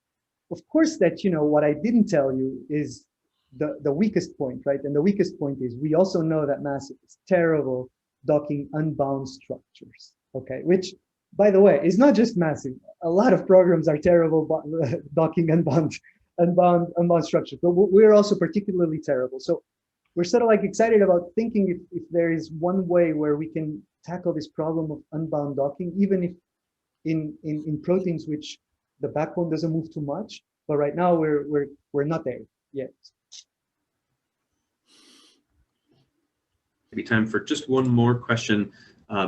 David DeSancho is asking, the range of binding affinities is rather broad. What have you learned from the refinement steps that you took to get down to the nanomolar binding range? Yeah, okay, so that's like the $1 million question, because we all want to do this from the beginning, right? We don't want to really be doing any optimization. So I can tell you what we have learned. So what we have learned can be summarized very briefly in, you know, so Massif gave us a really good hydrophobic core to ground the interaction. But when we started designing the outer ring of the interface, we have designed it pretty poorly. And then what got optimized ultimately in our in vitro evolution experiments was the outer ring. And what we saw was basically, you know, networks of hydrogen bonds, you know, a lot like, you know, like what has been described, and as Tanya has talked about, you know, in very earlier work that she has done in protein-protein interactions, on how hard it is to actually find the proper hydrogen bonds and electrostatic interactions. So I think we're missing a lot of that still. So this low affinity comes initially from a good interaction, is a bit sort of like analogous to this enzyme design aspect, right? You know, you can get sort of like to some point, but then when it's time to sort of like refine the details, and particularly refining the details for interactions which are more challenging for the scoring functions that we are currently using, that's when things are breaking down.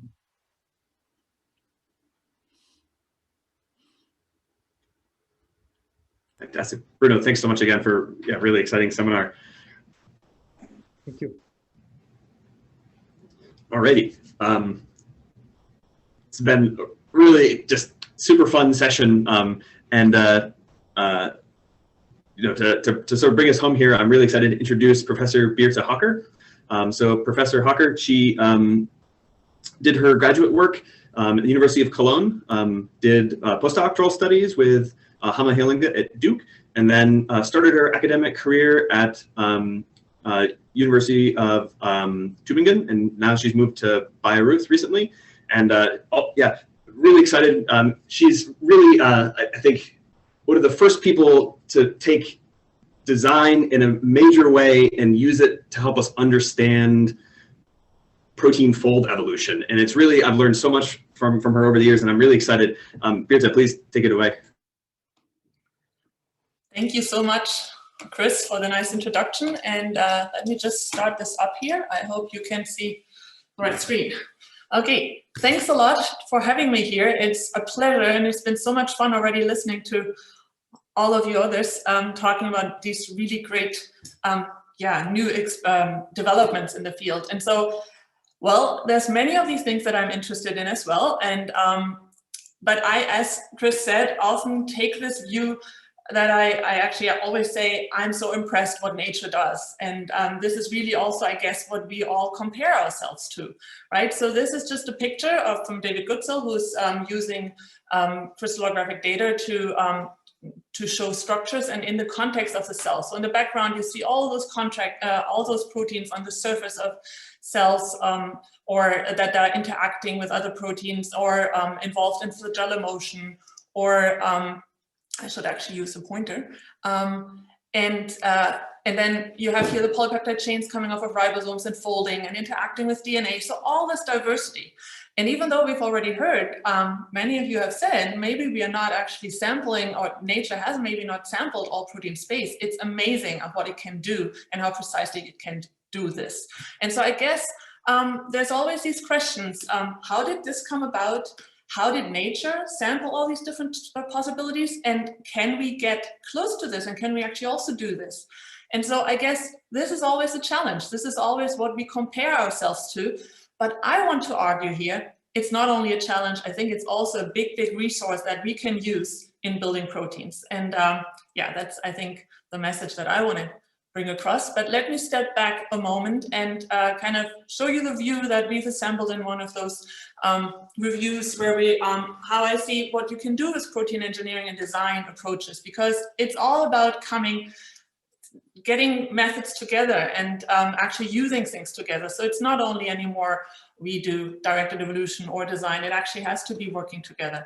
But there are different ways we approach this, by either starting with natural proteins and reusing them in order to build new functional sites into them, binding sites, enzyme sites, whatsoever.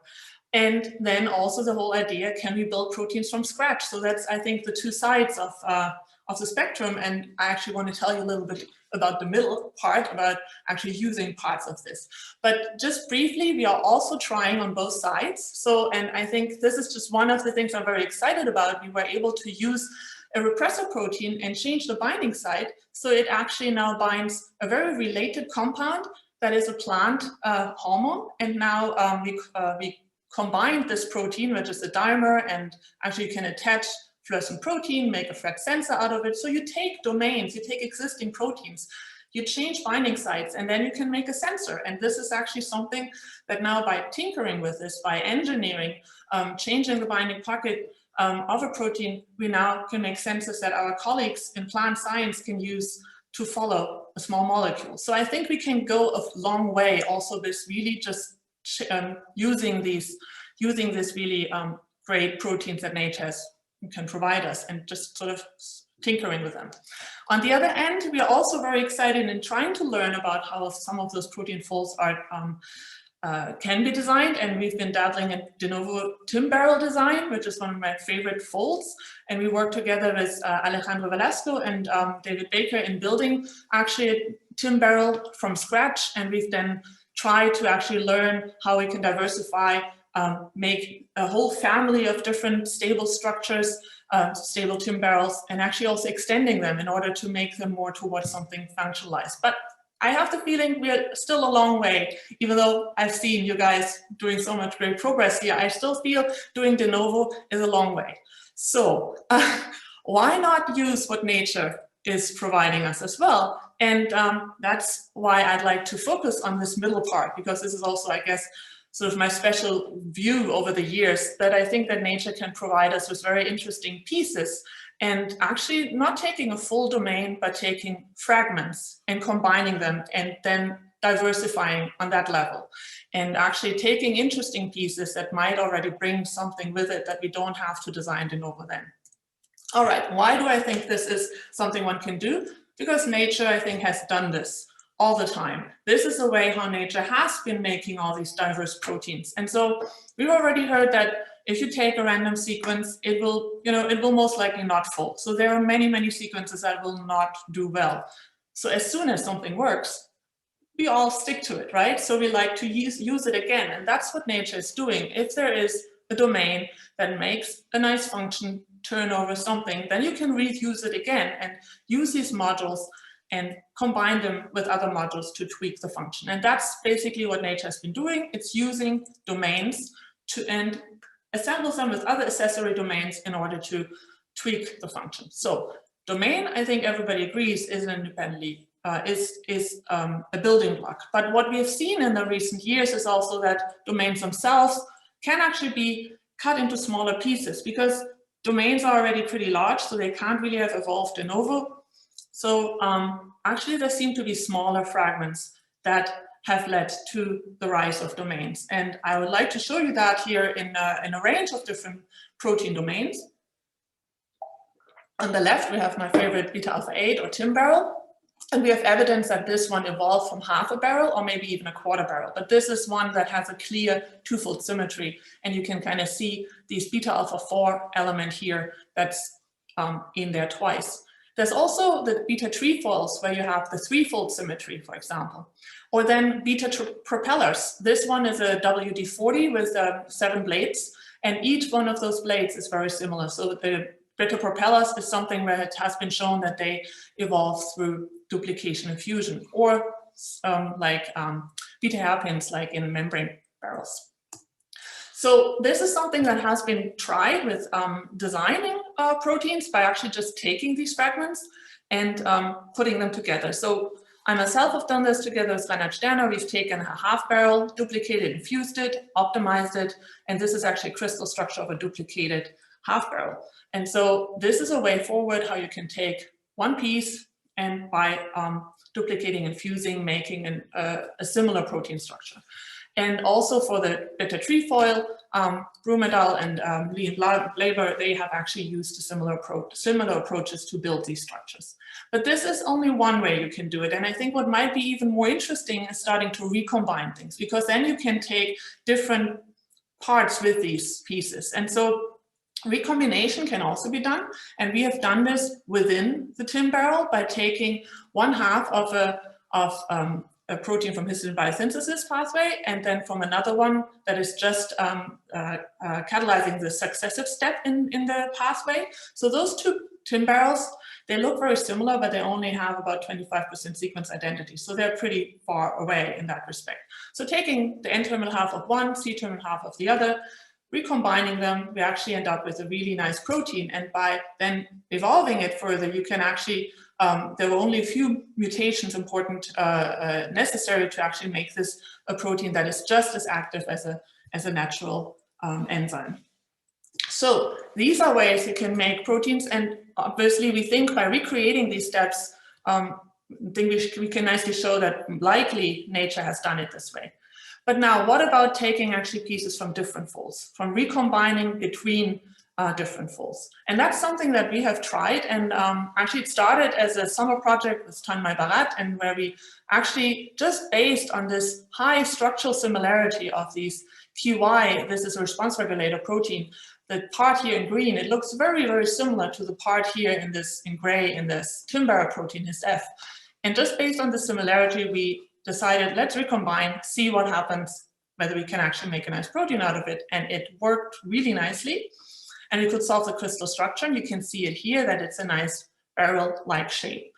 Interestingly, there was also the C-terminal end that intercalated between the first and second beta strand of the QY fragment. So we are not really getting exactly what we expected, but we could actually learn then from the structure and start to optimize it. And we optimized the interface, actually working together with Jens Meiler using Rosetta design, and we introduced 5 targeted mutations. And with that, we got an even more well-behaved protein from which we couldn't solve the crystal structure, but the NMR structure. This was together with Murray Coles at the MPI in Tübingen. And that's shown here. So basically, what I can show you here is also that you can take fragments from different proteins, recombine them, and then actually, with a few mutations at the interface, have a very compact, nice structure. And it's not only that the structure is nice, it's actually that we carried over a functionality. And that is a phosphate binding site here in the HisF, from the HisF protein. It actually has 2 phosphate binding sites. One we lose the other one we keep. And so this is an anchor point that you can use. And we actually used it in this optimized TIM barrel. And it already binds a small molecule from an analogous reaction. So we can't use the one from his F because we don't have the second phosphate binding site, but there's an analogous reaction, tryptophan biosynthesis. And by just tweaking it a little further with 2 mutations, we actually hit a binding affinity that is like these wild-type enzymes. So what I want to show you with this is that you can recombine, tweak it a little, optimize the interface, and you end up with something that could be that is competitive to a natural world. So we feel that with these approaches, we are following evolutionary events or mimicking possible evolutionary events. You might actually end up with something that you didn't want exactly, something we call a hopeful monster, that actually could even be an interesting other fold. We still need to follow up on that, this 9-stranded barrel, because that has not been observed in nature. But then we actually converged back here towards the normal TIM barrel. And in the end, we end up with something that is functional, well-behaved, and actually something that you can't really differentiate between from normal TIM barrels. That actually you can't really see that this comes from a flavonoxin protein. So this triggered, all of this triggered this question, what is actually effect with these, what is actually the case with these 2 folds? Are they maybe even truly evolutionary related? We only did this based on structural similarities. And so we started searching and analyzing all those sequences, and we did a larger scale approach because both folds, the beta alpha 8 barrel and the flavonoxin-like fold, there are super folds. There's so many different copies of them known. And when you go to, for example, the STOP database, where you find on the fold level, you find these 2 folds, you find many superfamilies. The TIM has 33, flavonoxin has 15 superfamilies, and so we started comparing all of those. Or rather, Jose did this. He actually built hidden Markov model profiles and then compared all against all. And that's what I'd like to show you in these next slides, just trying to put all of that data into one graph. So on the left, we have all the TIM barrels, on the right, all the flavonoxin proteins. And I'm going to draw a line whenever we have a bidirectional hit with a significant p-value in HH search. And so when you draw those lines within the folds, then you see already very different views on those 2 folds. For the TIM barrels, you have many, many connections. So it looks as if there's a monophyletic origin of this protein fold. While on the flavonoxin side, you actually have very few. So either they have diverged beyond recognition, or they actually have arisen multiple times. Now, what was much more interesting was that there's plenty of hits that we get between 2 superfamilies from flavonoxin and all of those phosphate binding TIM barrels. So this number 1 here are the QY-like proteins, actually the fragment that we used for our chimerogenesis. And then we also have the vitamin B12 binding flavonoxins. And these seem to be really related to all the phosphate binding barrels. Now we went further and we looked for sequences that are ambiguous in their sequence signature, where we found similarities towards both flavonoxin and TIM barrels. And we actually found a full family that's sort of in between those 2 superfamilies, and solved the structure of one of them to see whether it actually, how it actually looks like. And it turns out it looks very much like a flavonoxin protein, but it has a few features of a half barrel because it's much more round, it has more curvature here, and it actually also ends up with an extra beta strand. Well, what we also noticed was when we started looking into the sequence similarities, where all those similarities are most obvious, they're not all over the full fragment or full protein. They are actually within a fragment. And in this case, it was mostly in this fragment, these alpha beta fragment, around 45 amino acids in length. And these seem to be actually fragment sizes where you most very often find these similarities. But we also find larger and we also find smaller ones. All right, so this kind of led to the next question. If we can do this now on those 2 folds, and if these are actually fragments that we also can use nicely for chimerogenesis, what about all of those other folds that are out there? What do they actually compare? And can we maybe identify interesting fragments for more chimerogenesis designs? And so we actually set out to build a fragment database. And we did these HFM profile generation of all the ones in the PDB, or in SCOP actually, where we know what the whether is associated with a certain fold. So SCOP, this was SCOP 95. And then we compare all against all, match those hits, and put them in our database, which we call Fuzzle, for fold puzzle, because we want to use them to build new proteins. We also connect them to the data that when we do structural superposition, so that once you look at a hit, you can also see whether they're structurally really looking the same. And so we have many, many hits, and so now there are many pieces that one can play with, so to say. If you want to use it, you can actually use this on our Fuzzle website. You can search for your favorite protein, for example. You can put in your PDB or a sequence up here, and then when you look at a certain at a combination, when you have hits, for example, like here between, this is again a twin barrel versus a flavonoxin protein, you actually have these graphs. So we have made network graphs so that you can actually look at so the nodes are domains and the linkages are then showing the similarities, and you can click on those and look at the structural similarities and explore them. So if you have a favorite protein, please feel free to check it out.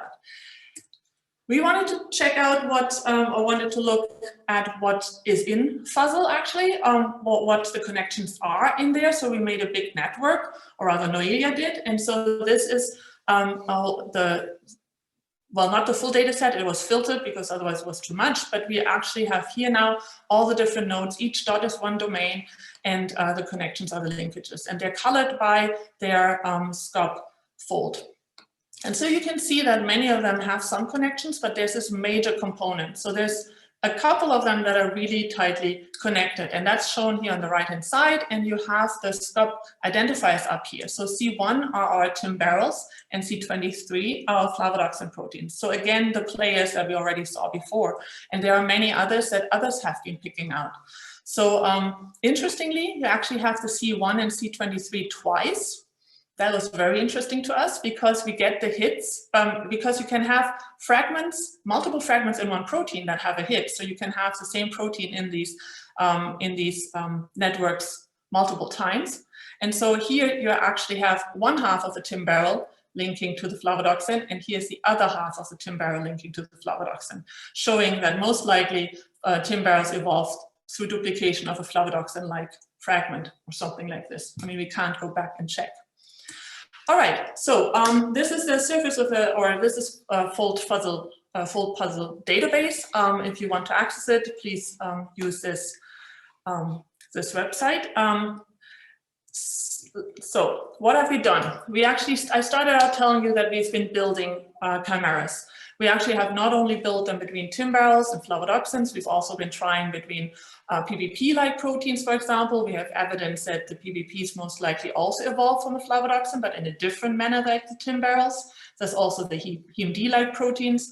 So this is a playground where you can now pick fragments that nature apparently has been reusing them. And so in some way there are some popular fragments, and those seem to be interesting also for us to use. For some of those chimeras, we have also looked into the functionalities, especially for the HEMD, because they bind vitamin B12. And so that's a vitamin B12 derivative. And so this is something that we're also trying to explore. So let me just sort of wrap up by saying, what have we learned so far and what is still missing? So where do we need to go? One thing, especially towards functionality, it's ligands. So ligand information is really something that we want to have in there. We actually have been building it in there now, and it's supposed to be released very soon. So we hope that very soon, Fuzzle 2.0, you should be able to also then look at the interactions to the ligands in fragments. And then I guess the other thing is making these chimeras automated in an automated fashion, because we've just been doing this by hand a lot of tweaking. And I think it would be really good to do this in a larger scale. So this is something that we still need to do, but we have our first tool that Noelia Ferrus has actually been developing, where you can automatically now fetch targets from the Fuzzle database, and you then end up with networks. You can pick one of those. For example, in the manuscript that is out there, we compare the Rossmann and the P-loop proteins. And then you can build chimeras where you just combine these fragments with each other. And then we score them. You can score them by energy and analyze the structures, at least some of the basic things so far, like hydrogen bond networks, salt bridges, and something that we feel seems to be important, hydrophobic clusters. Because we feel that if those are broken, that is often not good for folding. And so this is something that we're looking into. At the moment, we don't really know yet which of these pieces are most important. I think this is what we need to figure out over time. But this tool is out there and we encourage you to use it. You can actually get it on GitHub. And please feel free to use it. So let me wrap up. Well, what did I show you? We think that proteins evolve not only from the domains, but actually from subdomain sized fragments.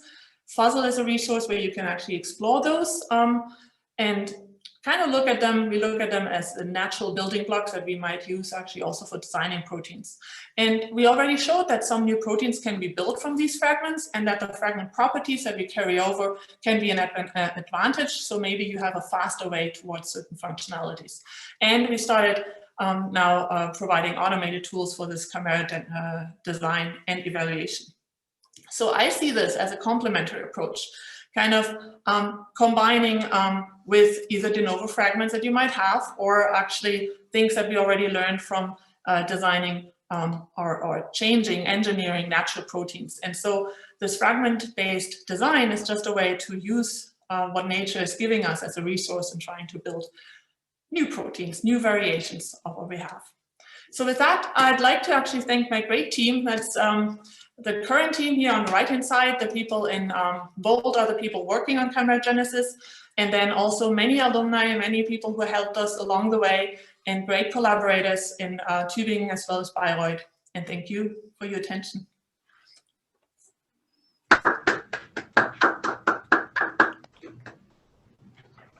I hope I didn't talk for too long. No, it's fantastic. Birte, thank you so much. We have a lot of excellent questions. Maybe we'll start off with one from a graduate student at UC Davis, Paishan Huang, asks, for the recombined fold protein, do they perform different mechanisms or the same mechanism but lower activity? I guess sort of asking about the activity of the fragments that you're pushing, that you're combining together. So I assume this is probably for some of the first fragments. So we haven't really.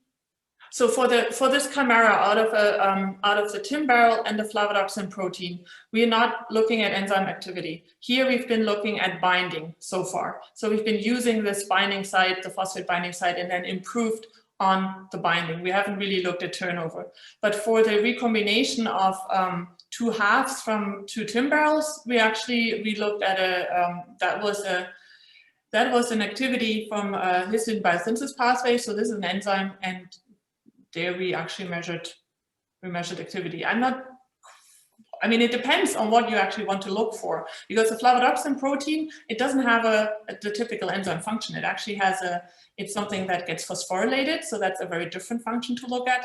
So I guess it always depends on what you combine and what function you're looking at. I hope that covers it. I don't see the questions right now, but I see Tanya. Either. Chris, you can see the questions? Yep. Okay, that's strange. Raluca, maybe you guys can probe. Should I share? Okay, well, Tanya can ask a question. Yeah, super neat, Bert, as always. So let's see, Werner Braun asked, sometimes putting a piece of another virus into a viral envelope protein works, but other times the piece gets pushed out already at the DNA plasmid level by École, or we do not get virus at the RNA level. Do you have methods to predict how this could be better integrated? So I think it's questions about how viral proteins are combining and recombining. Oh wow, that might actually be quite special also to the viral environment. I mean, we've been not really looking at specific specifically at viruses. I guess we've been mostly looking into whether those proteins will then whether when you recombine them, whether they have the biophysical properties that you would look for, you know, structural integrity, whether they still have a certain shape. So it might be that those can be recombined, but just the virus doesn't want them. I mean, if that is pushed out, maybe, I don't know, Amy is reacting there.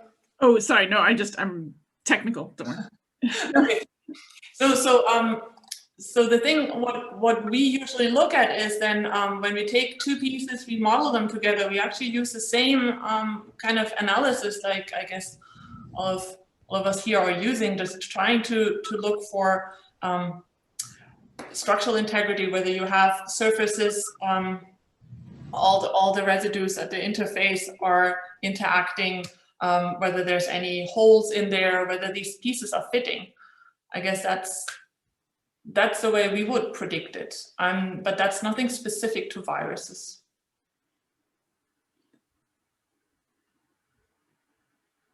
Back to flavodoxins. Colin Smith wants to know if the flavodoxins are a common ancestor. Do you have any idea where they evolved from? That's a very good question. We don't. I mean, we can't necessarily even say that they are the ancestral ones to the timberels. So many people have tried to understand or predict which ones are the most ancient protein folds, and timberels as well as flavodoxins are considered 2 out of the 5 most ancient ones. But just the way I think about it is, you know, the larger things get, the more complicated. So in that respect, I would always assume something in terms of the flavodoxin would be ancestral. There's many, many Rossmann folds that are also very similar, but then again, when we look at those, they don't all show this relatedness. So it might rather be that it's a smaller fragment, maybe a quarter. Actually, a beta alpha beta element, those have been seen or observed as or described as supersecondary structure elements, because once you have such a smaller element, you actually can have an hydrophobic core. And so that could be a starting point for something to fold by themselves. And that might actually just be the starting point to all those different protein folds. So I would hesitate to say one fold is the ancestor of the other. I think they have a common thing that was before, and that was either something around 40 amino acids or maybe a little longer. And people have speculated where those came from, and there's a lot of hypotheses going around whether they evolved in the context of RNA or maybe in the context of helping other molecules fold, or whether it was actually driven by metals. So there's lots of literature out there. We can discuss this for a long time. Richard Messner wants to know if the repeat modules from timberels and other structures match with genomic exons. No, not necessarily. No, they don't. But then, not as far as I've looked, but I haven't really looked in that detail. So the repeat is also something that you don't find in all timberels. It's not that obvious anymore. So you actually have to look for it. It's not a high sequence similarity. So within this timberels from histidine biosynthesis, it's also only around 25% sequence identity. And that's already fairly high. And then when you look at other timberels, it seems to start to diverge. But the de novo timberel that we actually designed, that was a 4-fold symmetric one.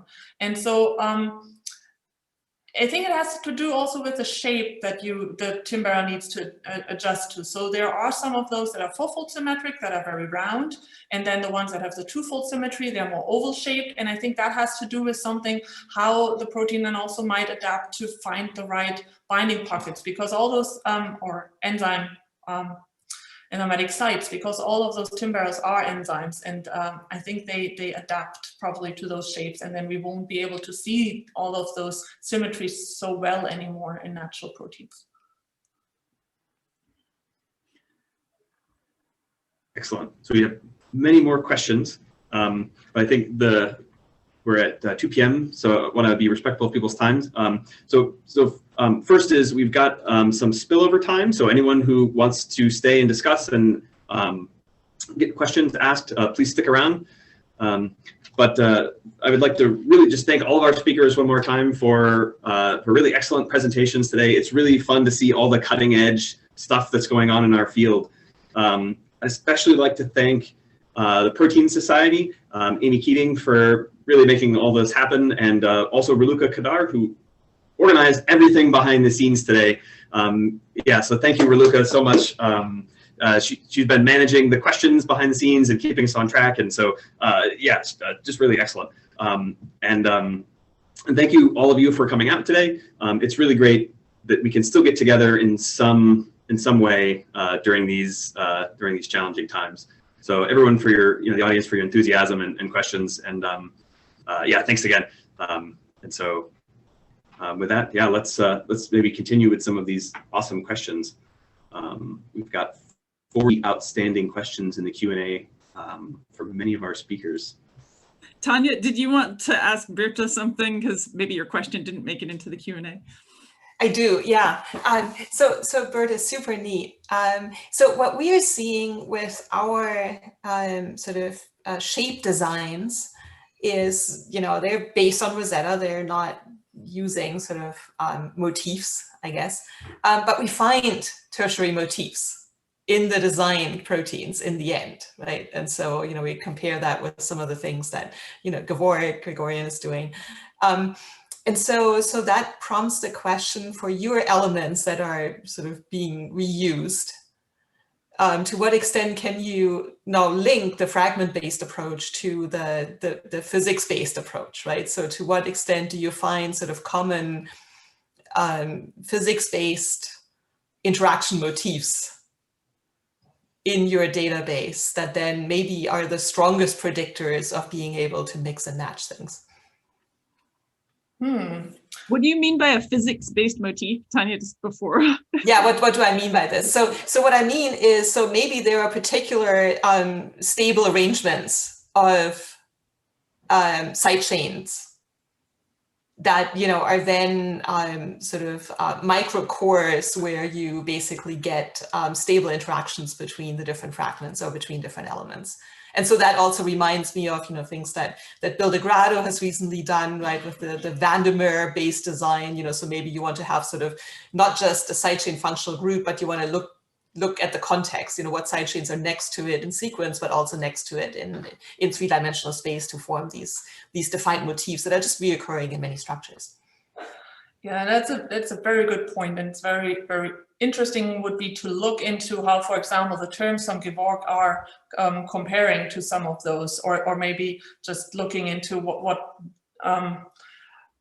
terms pop up again in those fragments. We haven't really done that, but it might actually be worthwhile to see whether there is something special about this.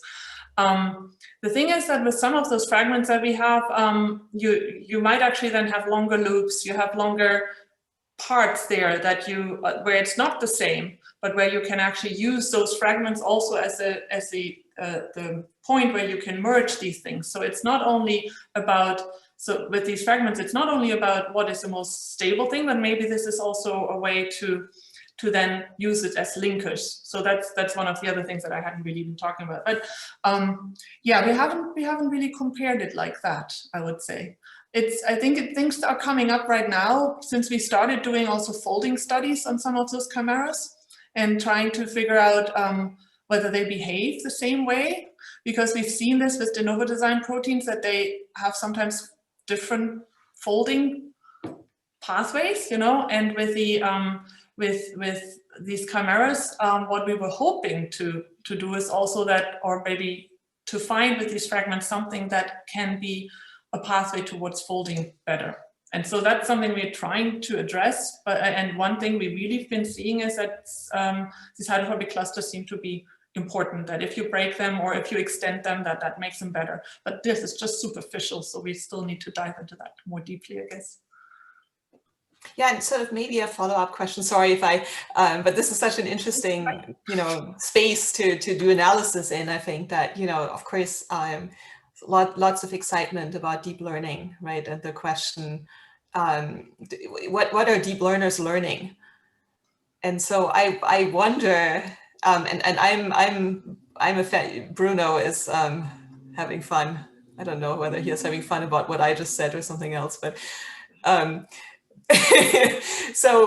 But I'm a fan of deep learners that actually learn something.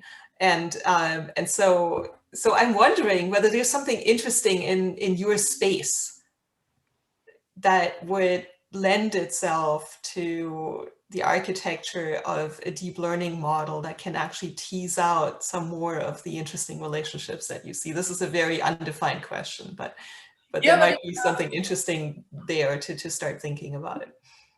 Yeah, so you're suggesting that one should just try to learn on those fragments. Well, but maybe you want to learn on the fragment and the space that you span with the relationships between proteins. Yeah. You know what the difficulty is with some of those fragments? The definition of them is also, I mean, I always talk about these fragments, but they're not that greatly defined because it's sometimes hard to say where it starts and where it ends. And the way we look at some of those fragments, once we have a hit, we actually see that it extends. You know, so you go from one protein where you find a similarity to the next, and you see a small fragment.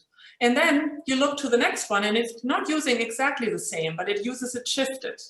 And so you can actually walk through one protein and hit with different areas, different other proteins. And so I think that might actually be a problem in defining what kind of space we are actually looking at. Because I wonder whether we in the end not end up with almost the same space, general space. You know what I mean?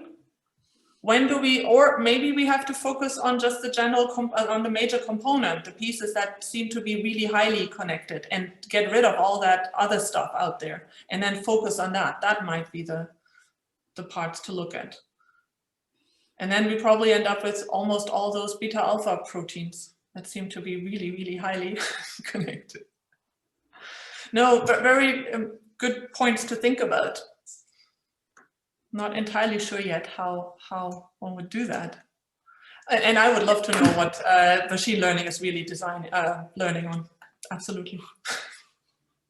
Can I just rephrase to see if I understood? Like, Tanya, are your two questions sort of related in that you're wondering if these these recurring motifs share some fundamental properties, and you referred to that as maybe you could recognize them through their physical energy scores as being favorable, but maybe it's not so simple, and instead we could use advanced machine learning methods to try to understand what the properties are that make them have this special role in defining the protein universe that we've got. Yeah.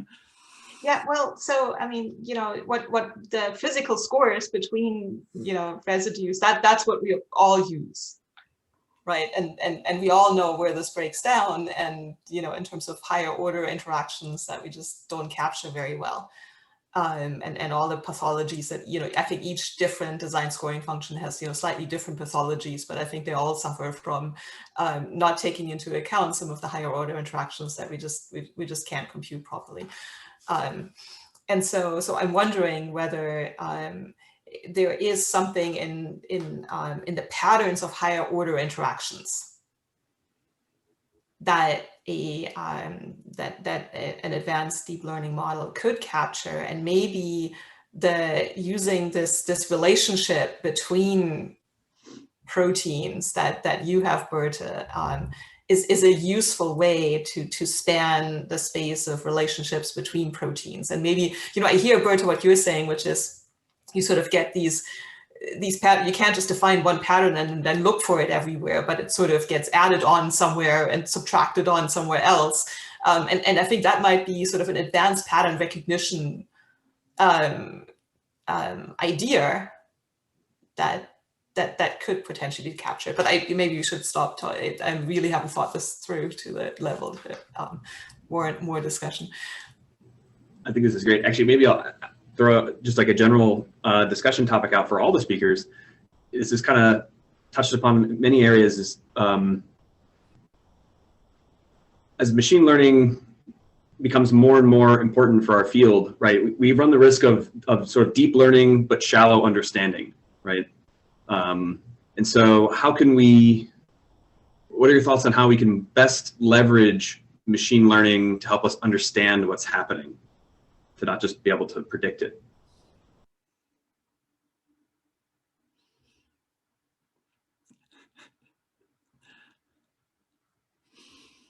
So I think I share the same nightmares. That's just basically all that I have to say, right? You know, ultimately, in the end, sort of like the fact that you have some type of functional protocol, it ends up being sort of like not very rewarding if you don't really know what you're capturing. So that's the bad side of things. But I guess sort of like picking up on what Tanya was saying, right? Which I agree that it's sort of like a complex problem. But I guess the interesting aspects of the more machine learning techniques is that they perhaps will be able to take us out of this space of the two-body interaction, right? Which is basically the space that we've been locked in our scoring functions, right? It's always like pairwise, right? And sort of like we are pairwise everything. But perhaps here, you know, we might not be able to understand exactly what they're capturing, but at least we know that they might go beyond the pairwise interactions, which I think there should be some scheme which would allow us to do this. Okay, so this part I find exciting.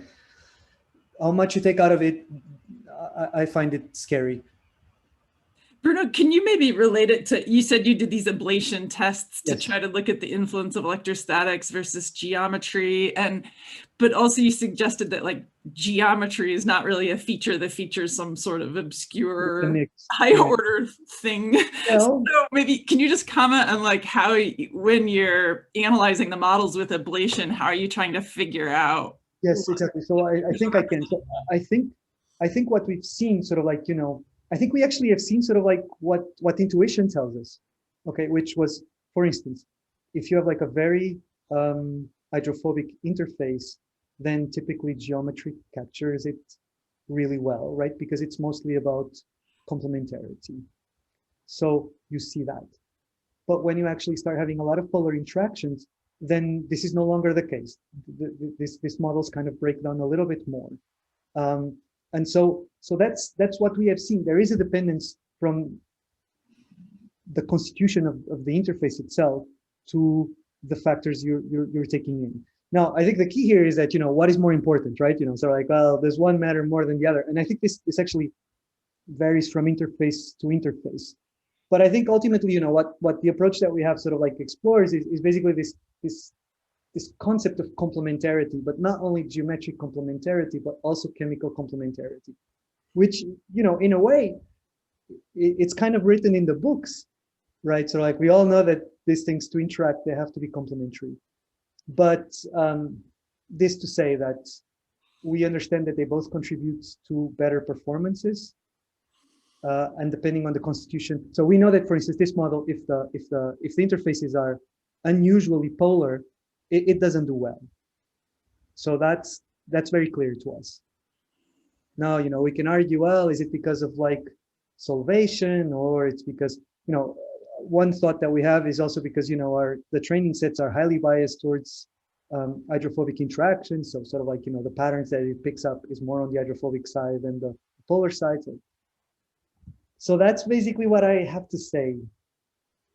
Let me contribute Charlie Brooks's comment because it's stuck in the Q&A. Charlie weighs in with, I would suggest that we're just at the beginning of understanding how and where we can use machine learning in applications to protein design and related aspects. I think that deep learning does have the opportunity to capture the higher order terms that Tanya is suggesting. This is certainly the case in prediction of contacts in proteins. I'm sorry if other people have things in the Q&A that are, someone asked about AlphaFold 2 to all speakers. Would AlphaFold 2 be a suitable tool to more quickly evaluate designed folds? Maybe the de novo people versus the designing from natural fragments people. Well, I'm still surprised we have a job after AlphaFold 2. You know, I thought that we were all redundant now. It would be nice if we could use AlphaFold 2 for anything. We could use it, yep. Then we might know, yeah. So, but okay, I think related to your question, maybe I can just say sort of like a very short comment. You know, I am not sure how much it relies on alignment information yet. I don't think we know. Apparently, from what the experiments on CASP was saying was that, you know, even for proteins which you didn't have very deep alignments, it could already do very well. That's what we saw. So I think it's fair to say that, you know, perhaps it will work well for design proteins. I think it's fair, but I guess we will have to see. Most likely the next CASP is going to test this by adding some proteins that are not folded, right? So I think at the moment in CASP, you have only folded proteins that you test. So the next test will be, can it also predict the ones that are not folded? And that's the problem we often have with the designed ones, right? Can I take the conversation briefly back to structurally conserved tertiary motifs, because which we were talking about a minute ago, because Tanya, I wanted to ask, in your new topologies that you said don't look native-like in their arrangements.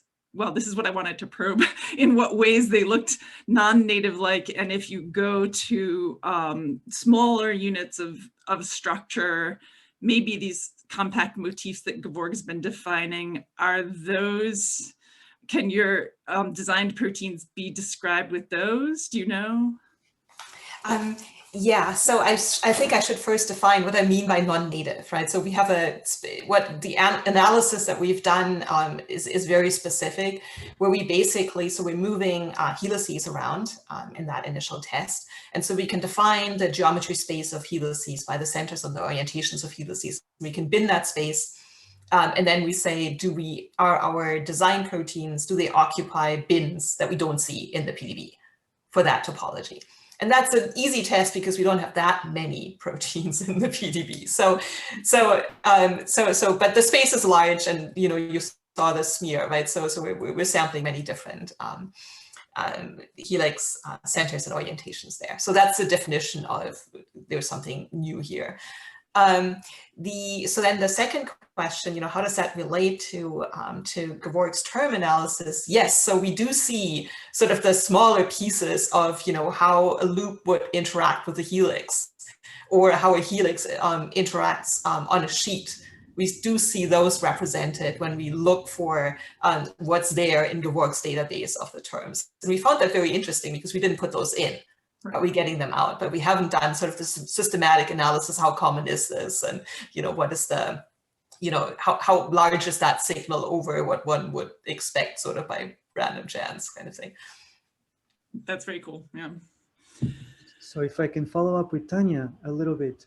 So Tanya, just one question about those designs. Do you also think that sort of like the stability of the initial protein allows you more space to sample like more aggressively other motifs that you don't find? I guess I think it's clear what I mean, right? In a sense, yeah. Even in your designs, right? Did you see sort of like stability? Kind of like I read the paper, but I forgot now.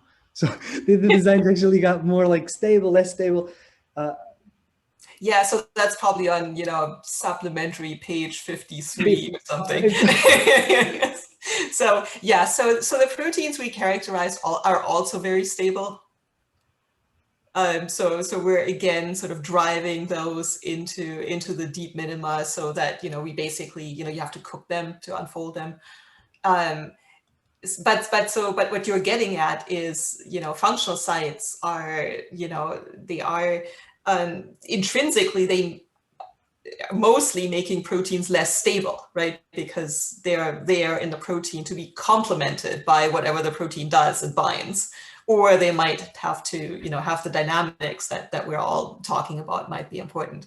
And so they are not these deep minima. So basically what we're hoping is that maybe these geometries we can design I see that I have someone else listening to me, Bruno. You're going to start learning from the best. Well, maybe she wants to do a rotation in the lab. Thank you, Tanya. So the shapes that we have right now are also very stable. This might just be, how conservatively we selected them, but we're hoping that we can then, if we make those very stable, we can afford destabilization because of dynamics or other functional states. Thanks.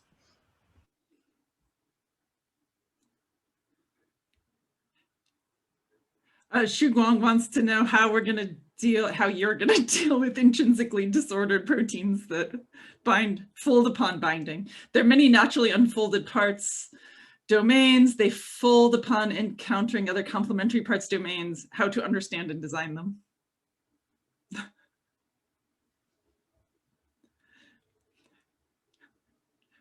I mean, we do know you can design their bound states. and often get them to do what you want. So the simple answer, not to be facetious, is like ignore the unbound intrinsically disordered state, which that certainly works sometimes. I think Roberto should handle this one.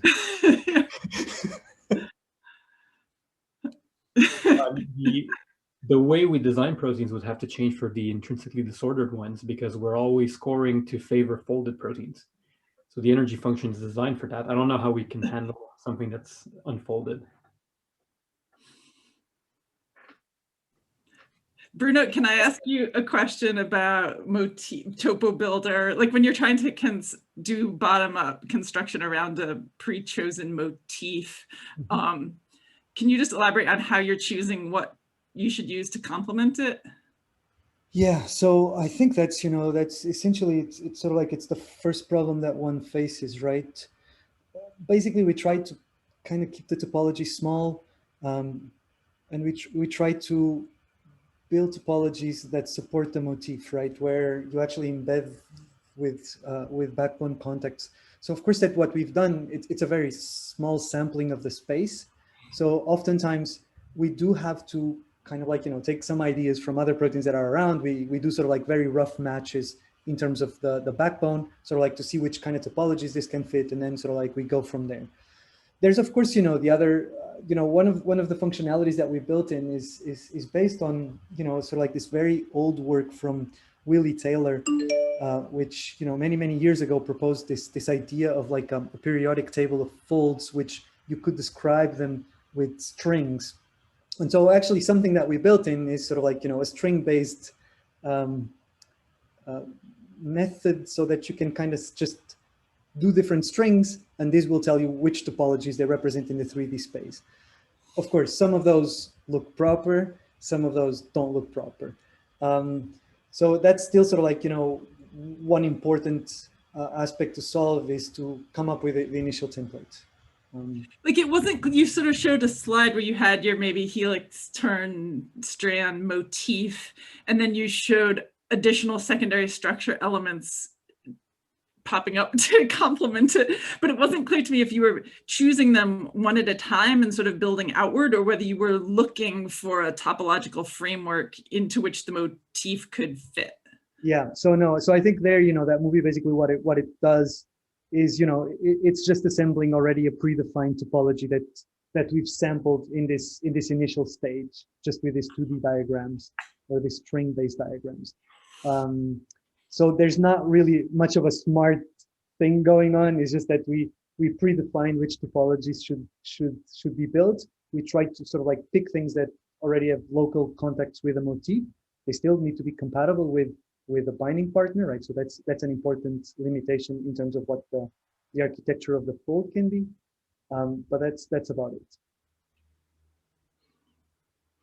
Okay, and so the search for things that can complement the motif is done in 2D before moving into, okay.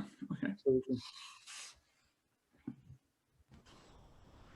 There was actually a question about enzyme mechanism for Roberto that we didn't get a chance to ask during the main, but I think is really exciting. I wanted to ask from Govindan Subramanian, how do you comprehend the non-core mutations as relevant to enzyme activity, and how do you assess the contribution of these residues? Yeah, so there's a few distal mutations that we think we understand what they could be doing. Some of them are found, for example, at the entry of the channel, the substrate entry channel. So, you make the channel wider, it facilitates substrate entry. There are some mutations like that. Others we think are shifting the conformational ensemble towards the more active state, the one that stabilizes the transition state. And obviously, you can have also distal mutations that allosterically will impact the conformation of residues within the active site and possibly help to pre-organize them. So this is all, I can't confirm what each individual distal site is doing in these enzymes, but that's what we are hypothesizing. Could I follow up with Roberto a bit on the enzymes? I guess, so in some of your mutations, I guess they were sort of like surface residues that were very far from, from the active site. and of course, I think the second shell, intuitively we get it, right, why it's important. But when you're sort of like out there in that protein space or that protein structure that is so far away from the active site, what do you make out of these mutations? Yeah, I mean, that's a challenge. It's very challenging. Some of these mutations that were found by directed evolution probably were found not because they directly impact the catalysis. Maybe they just help to stabilize the protein so that it can accept these other mutations that are important for catalysis. So it's going to definitely be very challenging to identify distal sites that will impact catalysis positively. So this is going to be probably the next challenge. I think, as our data shows, we can make better de novo enzymes than previously possible by focusing on the active site, by making it more complementary to the transition state. But eventually, if we want to get to really high activities, we need to start thinking about how to install distal mutations that are going to affect, either the conformational landscape of the enzyme, or allosterically impact the active site, or maybe help to pull the substrate towards the active site in the correct orientation, etc. And so, Roberto, I'll ask you another one about this last paper from Dorothy. Sorry that I'm kind of monopolizing the whole thing, but this last paper from Dorothy where they actually study this designed enzyme, I think it was the first time, right, where sort of this very detailed study with Don, where you actually can kind of see how the enzyme breeds, and sort of what were the lessons that did you took sort of any big lessons from there, or there was anything surprising for you there? Yeah, well, those enzymes were actually the same ones that we were studying. So this happened at the same time. And when we saw the paper, it was super interesting because there was obviously good agreement with what we saw, but they pushed it further. And one thing that was really interesting is that they solved a high temperature structure. I think it was 70 degrees Celsius of one of these higher activity evolved campylamineases. And they saw this inactive state, this conformation of the backbone that we didn't observe in our crystal structures. And when I saw that, I asked myself, how can I even predict this really different conformation of the backbone, starting from a structure that doesn't have any density for it? And I think, to me, that is the big challenge, is how do I know how mutations and conditions are going to impact the conformation of the backbone, because that's going to impact what I'm designing in the active sites. In any case, the take-home message for me from that paper was really, there's this equilibrium between an inactive and active conformation. And as you evolve the enzyme, you start shifting the equilibrium towards the active state, and that contributes to increasing activity. But without knowing what this competing state is, how do we design against it? That's the challenging part. Mm-hmm. But Roberto, it seemed like your approach could potentially get at, well, if I don't understand the details necessarily, but if you're doing ensemble-based design and you're identifying ensemble members that do better positioning of the active site, can't you then also target mutations at distal sites to stabilize that ensemble member directly? Or are you not selecting out a specific member of the ensemble, but rather designing on the whole ensemble? Right, no, that's a very good point. We want to do that. We want to, let's say we have an ensemble of 100 states, and one of them is really good for stabilizing the transition state, much better than the others. What are the positions, the distal positions, that would favor that state over the others? Can we predict that? So I have a few ideas of how to do that, but I haven't really tested it, so I can't answer. But you could evaluate the effect on the stability of each of the states of distal mutations. The question is, are we encompassing the correct states in the ensemble to do this? That's going to be challenging. And I think a lot of those considerations also will be very mechanism dependent, right? Because it really depends on what steps and what specific potentially dynamics or conformations are you actually limited by in catalysis. And one thing I didn't mention is that here we're working with a single step reaction, with a single transition state, but a lot of enzyme reactions have multiple transition states, multiple steps. And we want to be able to exchange between them. And it's not the same backbone conformation that's going to stabilize each of these individual transition states in the same way. So we can't overstabilize one and then not be able to switch to the other ones that are also important for catalysis. So now we started designing these multi-step reactions and still using an ensemble. The idea is that maybe one member of the ensemble is better for stabilizing transition state 1, and then another member is better for stabilizing transition state 2. Can we, in doing so, get better enzymes for multi-step reactions than just using a single backbone? I am really sad, but I have a 2:30 meeting I have to go to, and so I'm going to have to log out. But I really miss seeing you all.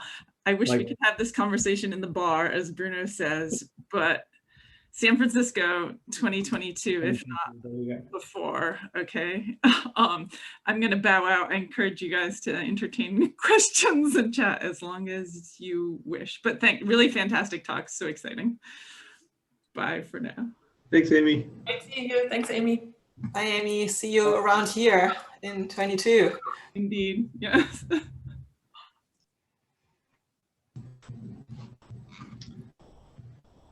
All right. Can I ask a question to my Rosetta colleagues? As you know, I don't use Rosetta, so I'm naive about this, but I find it really amazing how it seems to be performing really well at designing de novo structures. And I'm trying to understand whether it's really that easy or it still is a lot of work. I mean, what you show is really impressive. So is it becoming plug and play, or is it a lot of involvement, a lot of trial and error to get those really nice structures?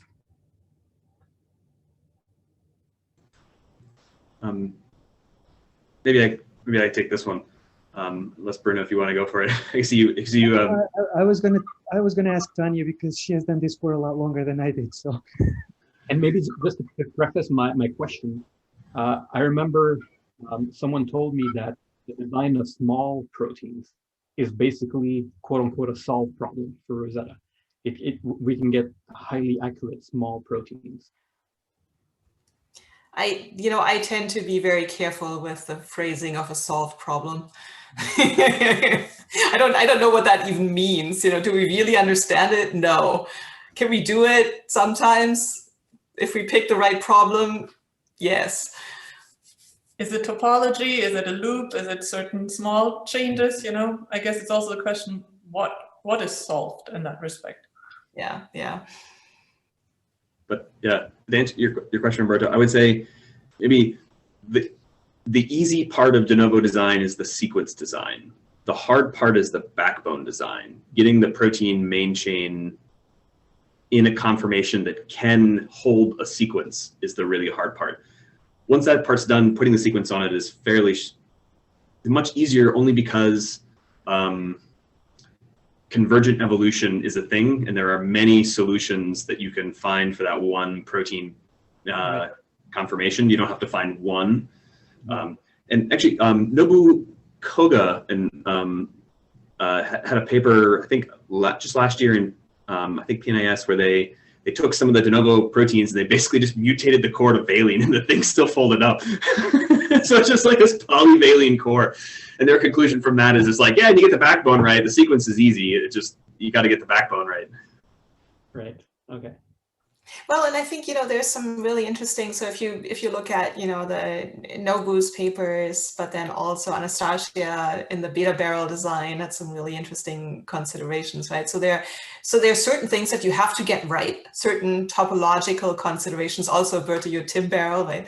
There's certain topological considerations that you really have to get right, which I think speaks to Chris's point with, you really have to get the backbone right, otherwise you're lost. And then, I think that those considerations of, what the energy gap is, I think still make a lot of sense to me, right? If you drive something into a deep minimum, you can be quite wrong with your energy function. You'll still find something that looks like what you designed. And as long as you don't, commit a horrible error, just like putting, a charge in the core of the protein, which Rosetta will happily do if you don't prevent it from doing it. I think it's those features, right? You have to learn something about the topological rules of protein space to make your backbone. And then you follow, I think, rather simple heuristic rules on how to put the sequence onto it. And then you hope that the energy gap is large enough so that you can actually tolerate a considerable error. And you don't have to deal with the complex geometries of hydrogen bonds in many cases. And Bruno, I guess you also raised that in the discussion, right? That you know, for getting hydrogen bonds right, not only does the geometry really have to be quite precise, which you quite often can't do because you just don't have the backbone in the right place to put a naturally occurring amino acid in the right place to actually satisfy all hydrogen bonding geometries. But then also to understand the energetics of polar networks is not something that we or perhaps anybody else can do really predictively. And so if you just generate a structure, you avoid all these complexities in a sense. Yeah. And does it happen sometimes that you want to design a specific structure, but you end up getting something very different, but it's still folded? Does that happen? Because that seems to me like a good way to learn how to, improve the method. So that's a good point. So, we have not seen that happening a lot. We have not had a lot of wrong structures. We might have had one wrong structure. Although, it had like missing density and whatever, and from the missing density, we could sort of like piece it out that it was not quite right. But I think, I would like also to pick up a little bit on what Tanya was saying, which I think she's right on this idea that, there's a few determinants on the topology that you have to have right. I think there is one thing though, right, is that right now I feel like we've been doing this, in a survival mode, which is this idea that, okay, look, let's just build this thing as simple as possible. And Tanya's worked sort of like, in a way, kind of like departs from that by trying to sort of like building kind of like irregularities into these very regular structures. But if you feel right, these structures are just so perfect in every sense, right? The loops are so short, the packing is so optimal. So I think every time that you go a little bit out of that space, right, and you start sort of like putting a longer loop or sort of like making a kinked helix or, sort of like, these irregularities, which we typically call function, I guess, things just go kind of balloony, right? You suddenly lose the ability to discriminate what's right from what's wrong, exactly like what you are living in your enzymes. And the other point that I will just make is, I think our experiments with making, or our experience with making high throughput experiments and really sort of like trying to test many sequences at the same time are very humbling, to say the least. Okay, because basically when we start looking at the sequences which basically made the pool of the winners and start to try to discriminate those from the losers, I guess we don't really have many good ways of discriminating them yet, which is highly concerning. At least, it concerns me right now, which in a way it means that, we're somehow roughly on that space, but we don't have good discrimination metrics to understand what the good from the bad sequences are, at least when we put them on the three-dimensional space. So we had an example where we tried to insert a helix into this de novo tin barrel, and it actually wasn't a normal helix, but it made it 310 helix, and it made a totally different interaction, but crystallized fine. I guess you need to be lucky to get those. I think most cases it's so tough to actually get structures of these things anyways, and so who knows how often we're actually capturing them. So that's just one thing I wanted to add to. I fully agree otherwise, Bruno.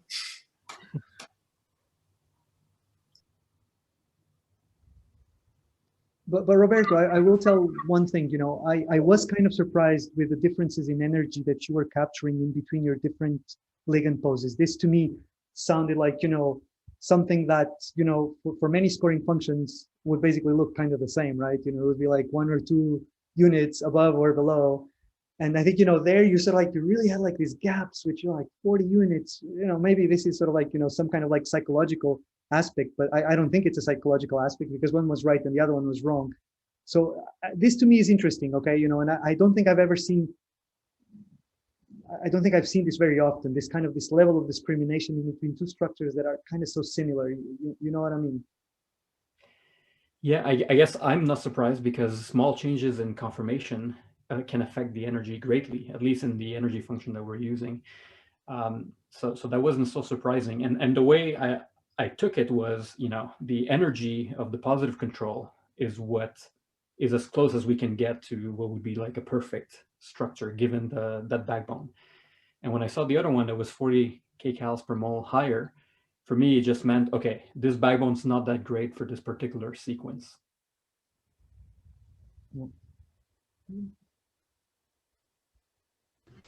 I might ask one more question from the Q&A. This is for everybody. It's from Patrick Allen. Great talk, everyone. I wanted to ask an open question for any of the wonderful presenters today. For someone with experience in the top-down approach and some molecular dynamics, what advice would you give to someone to prepare for entering your particular lab for a PhD or protein design in general? I've seen the Rosetta software in several presentations. Would learning that software be something you recommend? Thank you.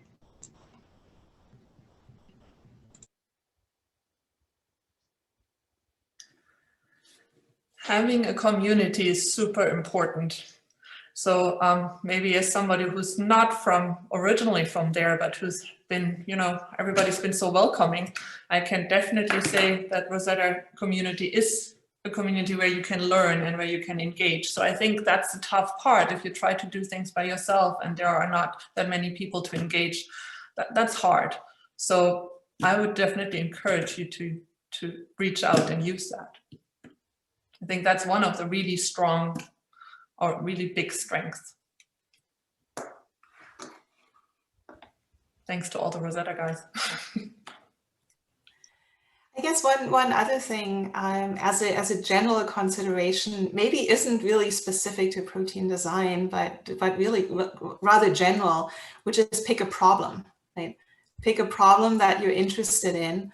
And then, engage with the people working in that space to find sort of the good overlap between it's an exciting unsolved problem, but it's the next problem that could be solved by someone who makes advances. And I think that requires really discussions within the community to really figure out where are people at? What are people thinking about? What are the challenges and what is on the horizon?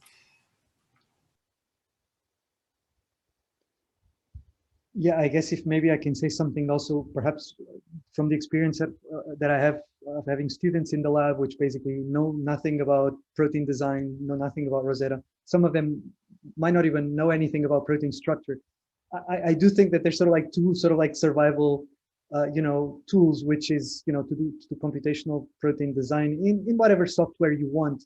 And I think, one aspect is, to know protein structure kind of like inside out, to be very comfortable with sort of like those principles. And then the second one is sort of like, having like some basic coding skills that you can get on your own, right? Sort of like, just sort of like, parsing files, maybe taking a book of tutorials, running a few things, working on a problem like Tanya is saying, put yourself your own problem. If you need to sort of like, I don't know, count amino acids in 10,000 proteins, how would you do it if you cannot do it manually? Okay, and now like, try to figure that one out if you're not used to it. And I think this generally sort of like breaks the rock, breaks a lot of the energy barrier to entry the field, because then you kind of know the language already, right? You understand that people are talking about structures, these are sort of like the toolkit that you need to survive in the midst of like so much data. And I think these two for me at least seem like a good starting point. Yes, I would add that any tool can be used and learned.